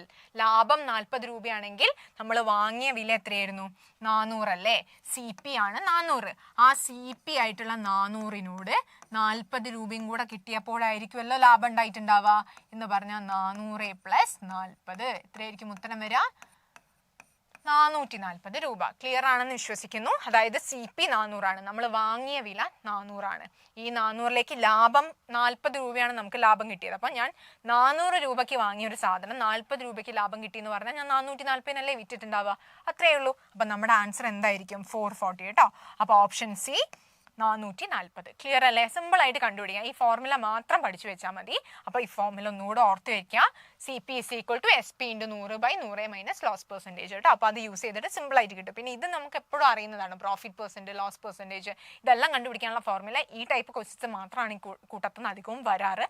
ആ ഫോർമുല തന്നെ ഓൾട്ടർ ചെയ്ത് നിങ്ങൾക്ക് കണ്ടുപിടിക്കാം. സോ അത്രയേ ഉള്ളൂ ആ ക്വസ്റ്റ്യൻ്റെ ഉത്തരമായിട്ട് വരുന്നത്. സോ അടുത്ത question, the characteristic of analytic methods. അപ്പോൾ അനലിറ്റിക് മെത്തേഡ് എന്ന് പറയുന്നത് കുറേ മെത്തേഡ്സ് നമ്മൾ പഠിക്കുന്നുണ്ടല്ലോ. അനലിറ്റിക് മെത്തേഡ് പഠിക്കുന്നുണ്ട്, പിന്നെ ഇൻഡക്റ്റീവ് മെത്തേഡ്, അതേപോലെ ഹ്യൂറിസ്റ്റിക്, പ്രൊജക്റ്റീവ്, ഇങ്ങനെ കുറേ ടൈപ്പ് മെത്തേഡ്സ് നമ്മൾ പഠിക്കുന്നുണ്ട്. അപ്പോൾ ഇതിൽ അനലിറ്റിക് മെത്തേഡിൻ്റെ ഒരു പ്രത്യേകതയായിട്ട് ചോദിക്കുന്നത് എന്താണെന്നുള്ളതാണ്. From a general principle to particular problems ഒന്ന്. പിന്നെ ടു അൺനോൺ ടു നോൺ, ഇവിടെ നോക്കുക കൺഫ്യൂസ് ചെയ്യിക്കാൻ വേണ്ടി നോൺ ടു അൺനോണും പറഞ്ഞിട്ടുണ്ട്. അതേപോലെ from various examples to a general principle, ഇതിൻ്റെ അകത്ത് നമുക്ക് ഡയറക്റ്റ് ആയിട്ട് പറയാം ഉത്തരം എന്തായിരിക്കും വരിക? ഫ്രം അൺനോൺ ടു നോൺ ആണ് കേട്ടോ. നമുക്ക് അറിയാത്തൊരു കാര്യത്തിൽ നിന്നും അറിയുന്ന കാര്യത്തിലേക്ക് കൊണ്ടുവരുന്ന രീതിയാണ് നമ്മുടെ അനലിറ്റിക് മെത്തേഡ് എന്ന് പറയുന്നത്. ബാക്കിയുള്ളതെല്ലാം തിരിഞ്ഞിട്ടുള്ള ഓപ്ഷനാണ്. സോ ഓപ്ഷൻ B ആണ് അവിടെ കറക്റ്റ് ഉത്തരവായിട്ട് വരുന്നത്. From unknown to known. ഓർത്ത് വയ്ക്കുക, മാറിപ്പോരുത്. ഇതുമായിട്ട് കൺഫ്യൂസ് ആയി പോകാൻ ചാൻസ് ഉണ്ട്. മാറിപ്പോവാതിരിക്കാൻ ശ്രദ്ധിക്കാം. Okay, next one, what number to be added to both sides of the ratio 11:5 so that the ratio become 3:2. Okay, അപ്പം നമുക്ക് തന്നിരിക്കുന്ന നമ്പർ 11:5 ആ. ഇതിലേക്ക് ഞാൻ ഏത് നമ്പർ ആഡ് ചെയ്യുമ്പോഴാണ് ഈ 11:5 3:2 ആയിട്ട് മാറുന്നത്? ഓപ്ഷനിൽ ഒരു 5 ഉണ്ട്. ഞാൻ ഇതിലേക്ക് 5 ആഡ് ചെയ്തു എന്ന് വിചാരിച്ചോ. ബോത്ത് സൈഡ് രണ്ട് സൈഡ് പറഞ്ഞിട്ടുണ്ട്. അപ്പം 16:10 ഇത് വെട്ടി ചെറുതാക്കി ഒരിക്കലും 3:2 ആവില്ല അല്ലേ? അപ്പം റാൻഡം ആയിട്ട് ഇങ്ങനെ ചെക്ക് ചെയ്ത് നോക്കാം. 7 എടുത്ത് നോക്കാം നമുക്ക്. 11ന്റെ കൂടെ 7 ആഡ് ചെയ്തു, 5ന്റെ കൂടെയും 7 ആഡ് ചെയ്തു. അപ്പം 18:12 6ന്റെ ടേബിളിൽ വരും അല്ലേ? 3ഉം 2ഉം കറക്റ്റ് ആയിട്ട് കിട്ടുന്നുണ്ട്. സോ നമ്മുടെ ആൻസർ ഏതായിരിക്കും? ഓപ്ഷൻ സി 7 ആണ്. അപ്പം അത് ജസ്റ്റ് രണ്ട് സൈഡും ആഡ് ചെയ്തിട്ട് കട്ട് ചെയ്ത് നോക്കുക, ചെറുതാക്കി നോക്കുക ഉത്തരം കിട്ടുന്നുണ്ടോ എന്നുള്ളത്. അപ്പം നമ്മുടെ ഓപ്ഷൻ സി 7 ആണെന്നുള്ളത് കിട്ടി. ക്ലിയർ ആയിട്ട് നേരിട്ട് പറയാൻ പറ്റുന്ന ക്വസ്റ്റ്യൻ ആണ്. അടുത്തത് എഗെയിൻ ജോമെട്രി റിലേറ്റ് ചെയ്തിട്ടുള്ള ക്വസ്റ്റ്യൻ ആണ്. In the picture AB and AC equal ആണ് എന്ന് പറഞ്ഞാൽ നോക്കിയേ, ഈ രണ്ട് സൈഡ്സ് ഈക്വലാ. രണ്ട് സൈഡുകൾ ഈക്വൽ ആയിട്ടുള്ള ട്രയാങ്കിളിനെ നമ്മൾ ഐസോസിലസ് എന്ന് വിളിക്കും, സമപാർശ്വ ത്രികോണം. ഇതിന്റെ അടിയിൽ വരുന്ന രണ്ട് എന്ന് പറഞ്ഞാൽ ഈക്വൽ ആയിട്ടുള്ള സൈഡിന്റെ എതിർവശത്ത് വരുന്ന കോണുകൾ തുല്യമായിരിക്കും അല്ലെ? അപ്പൊ നോക്കിയേ, ഞാൻ പറയുകയാണെങ്കിൽ ഇതൊരു 40 ഡിഗ്രിയാണ്. അങ്ങനെയെങ്കിൽ ഇയാളും എത്ര തന്നെയായിരിക്കും? 40. എക്സാമ്പിൾ ആയിട്ട് പറയുന്നേ ഉള്ളൂ, 40 ഡിഗ്രി ആവണമെന്ന് യാതൊരു നിർബന്ധവും ഇല്ല. ജസ്റ്റ് ഒരു എക്സാമ്പിൾ വെച്ച് കാണിക്കുകയാണ്. ഇത് രണ്ടും 40 ആണ്. ഓക്കെ, ഇത് 40 ആണെങ്കിൽ നോക്കിയേ, ഇതെന്താണ്? എതിർ കോണുകളാ അല്ലെ? ഓപ്പോസിറ്റ് ആംഗിൾസാ, ഈക്വൽ അല്ലേ വരിക? ഓക്കെ, ഇത് 40 ആണെങ്കിൽ ഇത് എത്രയായിരിക്കും? നോക്കണേ, ഇതൊരു നേർരേഖയാണ്. ഇത് 40 വന്നാൽ ഇത് 140 അല്ലേ വരൂ? കാരണം നേർരേഖയിലെ രേഖീയ ജോഡികൾ എപ്പോഴും 180 ഡിഗ്രിയാ വരുന്നത്. അപ്പൊ ഇത് 140. ഇനി ചോദിച്ചിരിക്കുന്നത് ആംഗിൾ CBE. CBE എന്ന് പറഞ്ഞ ഏത് ആംഗിൾ? അതാ CBE. ഈ ആംഗിളും FCG ഈ ആംഗിളും ഇത് രണ്ടും കൂടെ സമ്മ് ചെയ്താൽ എന്താ വരിക എന്നുള്ളതാണ്. സിമ്പിൾ അല്ലേ? 140 + 40 എത്ര തന്നെ കിട്ടുള്ളൂ? 180 ആണ് എപ്പോഴും വരിക. റീസൺ ഇത്രയേ ഉള്ളൂ, ഇവിടെ വന്ന ആംഗിളേ ഇവിടെ വരുള്ളൂ. ഇവിടെ വന്ന ആംഗിൾ 180 എന്ന് കുറച്ചാലേ ഇവിടെ വരുള്ളൂ. അപ്പൊ ഇത് രണ്ടും കൂടെ കൂട്ടിയാൽ എപ്പോഴും ഉത്തരം എത്ര തന്നെയായിരിക്കും? 180. നിങ്ങൾക്ക് പല എക്സാമ്പിൾസ് എടുത്തിട്ടും ചെയ്ത് നോക്കാം. സോ 180 ആണ് correct answer. Option B 180. Simple ആണ്. ജിയോമെട്രിയിൽ നിങ്ങൾ അറിയുന്ന കുറച്ച് കാര്യങ്ങൾ മാത്രം ഉപയോഗിച്ച് ചെയ്യാൻ പറ്റുന്ന ക്വസ്റ്റ്യൻ ആണ് കേട്ടോ. സോ 180 ആണ് നമുക്ക് ആൻസർ ആയിട്ട് കിട്ടിയിരിക്കുന്നത്. Next question, the ratio between percentage. ഏജിന്റെ ക്വസ്റ്റ്യൻ വന്നാൽ തന്നെ നമുക്ക് പറയാം. ആദ്യം വന്നത് ബിനു ആണ് അല്ലെ? അപ്പൊ ബിനുവിന്റെ പെർസെൻറ്റേജ് എന്ന് പറഞ്ഞാൽ നമുക്ക് എന്ത് പറയാം? 5x. ഓക്കെ, 5x ആണ്. പിന്നെ ബിന്ദുവിന്റെ പെർസെൻറ്റേജ് എന്ത് വരും? 4x. ഓക്കെ, ഇതാണ് ഇപ്പോഴത്തെ അവരുടെ ഏജ്. ആഫ്റ്റർ 3 years 3 വർഷങ്ങൾക്ക് ശേഷം എന്ന് പറഞ്ഞാൽ 3 ആഡ് ചെയ്യണം. ബിനുവിന്റെ ഏജ് ആ തന്നിരിക്കുന്നത്. അപ്പൊ ബിനുവിന്റെ ഏജ് 5x ആണ്. ഇപ്പോ ആഫ്റ്റർ 3 years എന്ന് പറഞ്ഞാൽ 3 വയസ്സ് കൂട്ടണ്ടേ? അപ്പൊ വയസ്സ് എത്രയാവുന്ന പറഞ്ഞേ? 28. അങ്ങനെയാണെങ്കിൽ 5x = 28 3 കുറയ്ക്കുക അല്ലെ? എത്രയാ വരാ? 3 കുറച്ചാ 25. 5x 25 ആണെങ്കിൽ x = 25/5 എന്ന് കിട്ടും. എത്രയാണത്? 5. ഇനി ചോദിച്ചിരിക്കുന്നത് എന്താ? What is the percentage of Bindu? ബിന്ദുവിന്റെ പെർസെൻറ്റേജ് ആണ് നമ്മൾ 4x എന്ന് എഴുതിയത്. അപ്പൊ 4 × x എത്രയാന്നാ പറഞ്ഞ? 5 അല്ലേ? 4 × 5 20. അപ്പൊ ഉത്തരം എന്താണെന്ന് പറയാം? Option D 20. ക്ലിയർ ആണോ? അപ്പൊ ഇത്രയാണ് റേഷ്യോ റിലേറ്റ് ചെയ്തിട്ട് വന്ന അടുത്ത ക്വസ്റ്റ്യൻ. ഓക്കെ, അപ്പം നമ്മൾ കാറ്റഗറി 2-ലുള്ള മാത്സിന്റെ ക്വസ്റ്റ്യൻസ് ആണ് ഡീൽ ചെയ്തിട്ടുണ്ടായിരുന്നത്. ഇതിൽ നമുക്ക് അറിയുന്ന കുറേ മോഡൽ ക്വസ്റ്റ്യൻസും കണ്ടു, കുറച്ചൊന്ന് ട്വിസ്റ്റ് ചെയ്തിട്ട് വന്ന മോഡൽ ക്വസ്റ്റ്യൻസും ഉണ്ട്. എല്ലാം നമ്മളൊന്ന് ഇരുന്ന് ചെയ്ത് നോക്കണം. കാരണം ഏതാണ് ക്വസ്റ്റ്യൻ റിപ്പീറ്റ് ചെയ്യുക, അല്ലെങ്കിൽ ഏത് മോഡലിനോട് സിമിലർ ആയിട്ടാണ് അടുത്ത എക്സാമിന് വരാമെന്നൊന്നും പറയാൻ പറ്റില്ല. അപ്പോൾ എല്ലാ ക്വസ്റ്റ്യനും അതിൻ്റെതായ ഇമ്പോർട്ടൻസ് കൊടുത്തിട്ട് ചെയ്ത് പഠിക്കുക. ചെയ്ത് വന്ന മെത്തേഡ്സിൽ അല്ലെങ്കിൽ നമ്മൾ പറഞ്ഞു പോയ ക്വസ്റ്റ്യൻസിന്റെ സെയിം ടൈപ്പിന് റിപ്പീറ്റ് ചെയ്താൽ നിങ്ങൾക്ക് തെറ്റ് വരില്ല എന്നുള്ളത് ഉറപ്പുവരുത്തുക. ആ രീതിയിൽ തറവാക്കിയിട്ട് പഠിക്കാം. Okay, thank you.